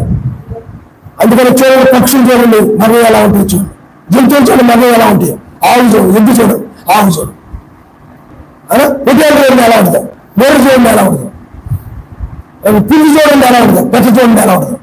ఆయన వాటి పురుషుడు గాని స్త్రీ గాని సృష్టించాడు.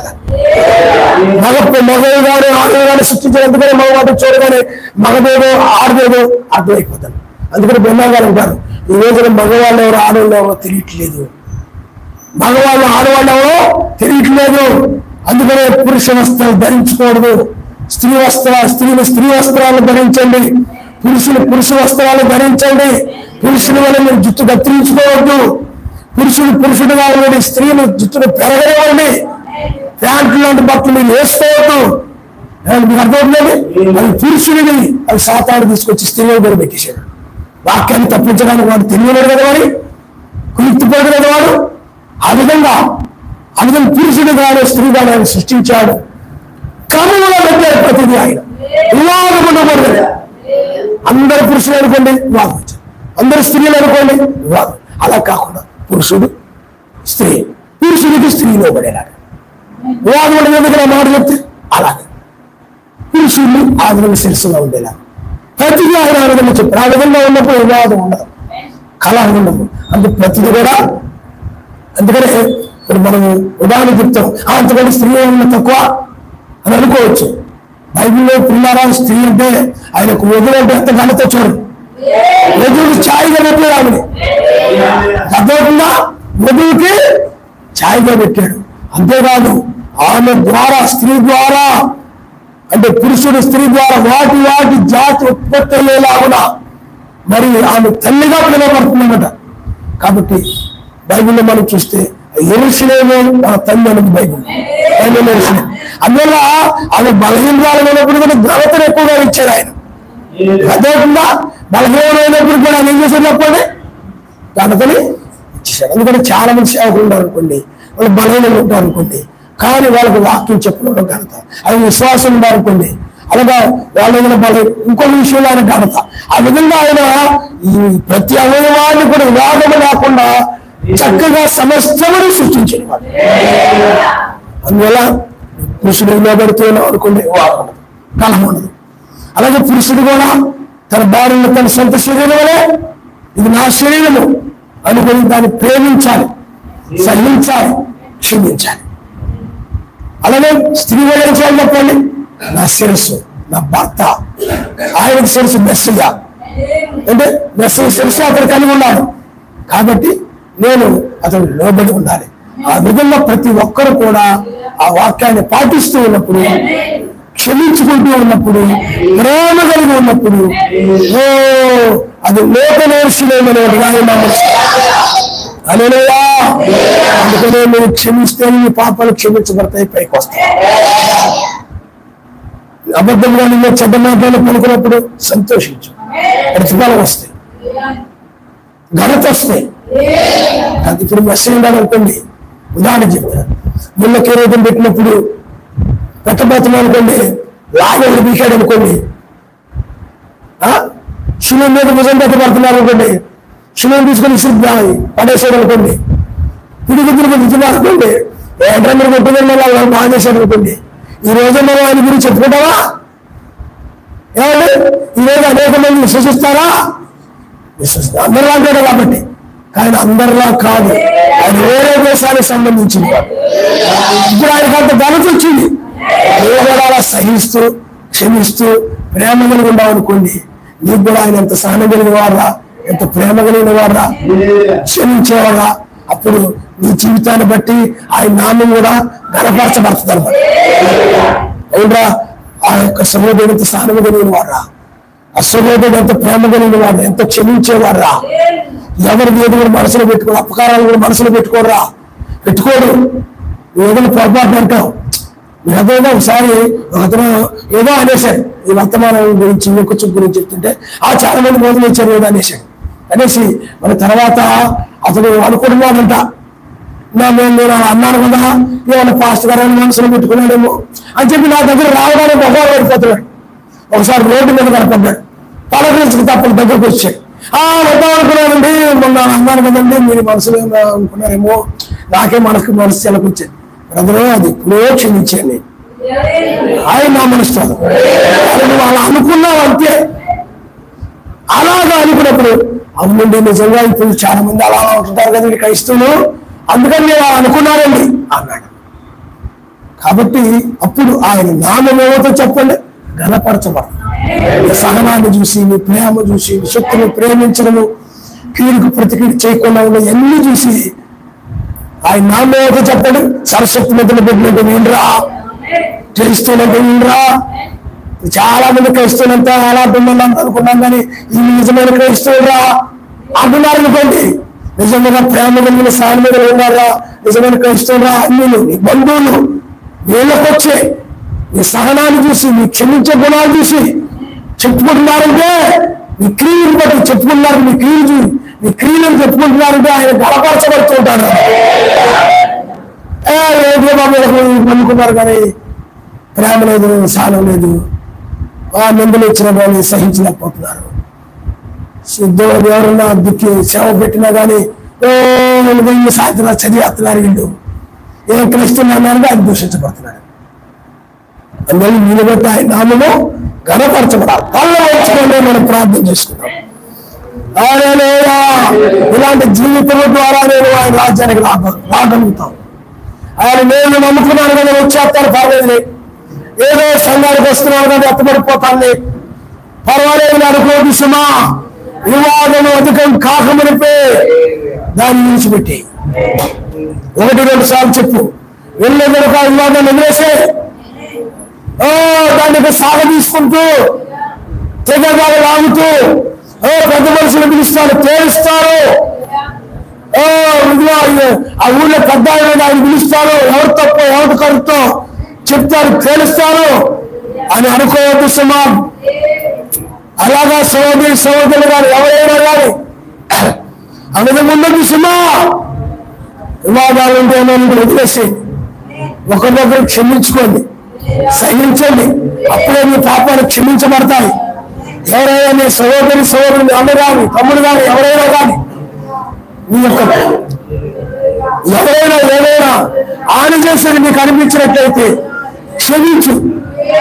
అంతేగాని వాళ్ళని పిలిపించిన సంగతి తెలుస్తా, వేరే పిలిపించిన సంగతి తెలుస్తా, నలుగులో పెడతా, నలుగులో పెట్టి నేను కడిగేస్తాను, నేను అలా చేస్తాను, ఎలా చేస్తాను, నేను నీ బతికేదో నేను బయట పెడతాను, నేను ఆయన అంటున్నాడు జాగ్రత్త సుమా.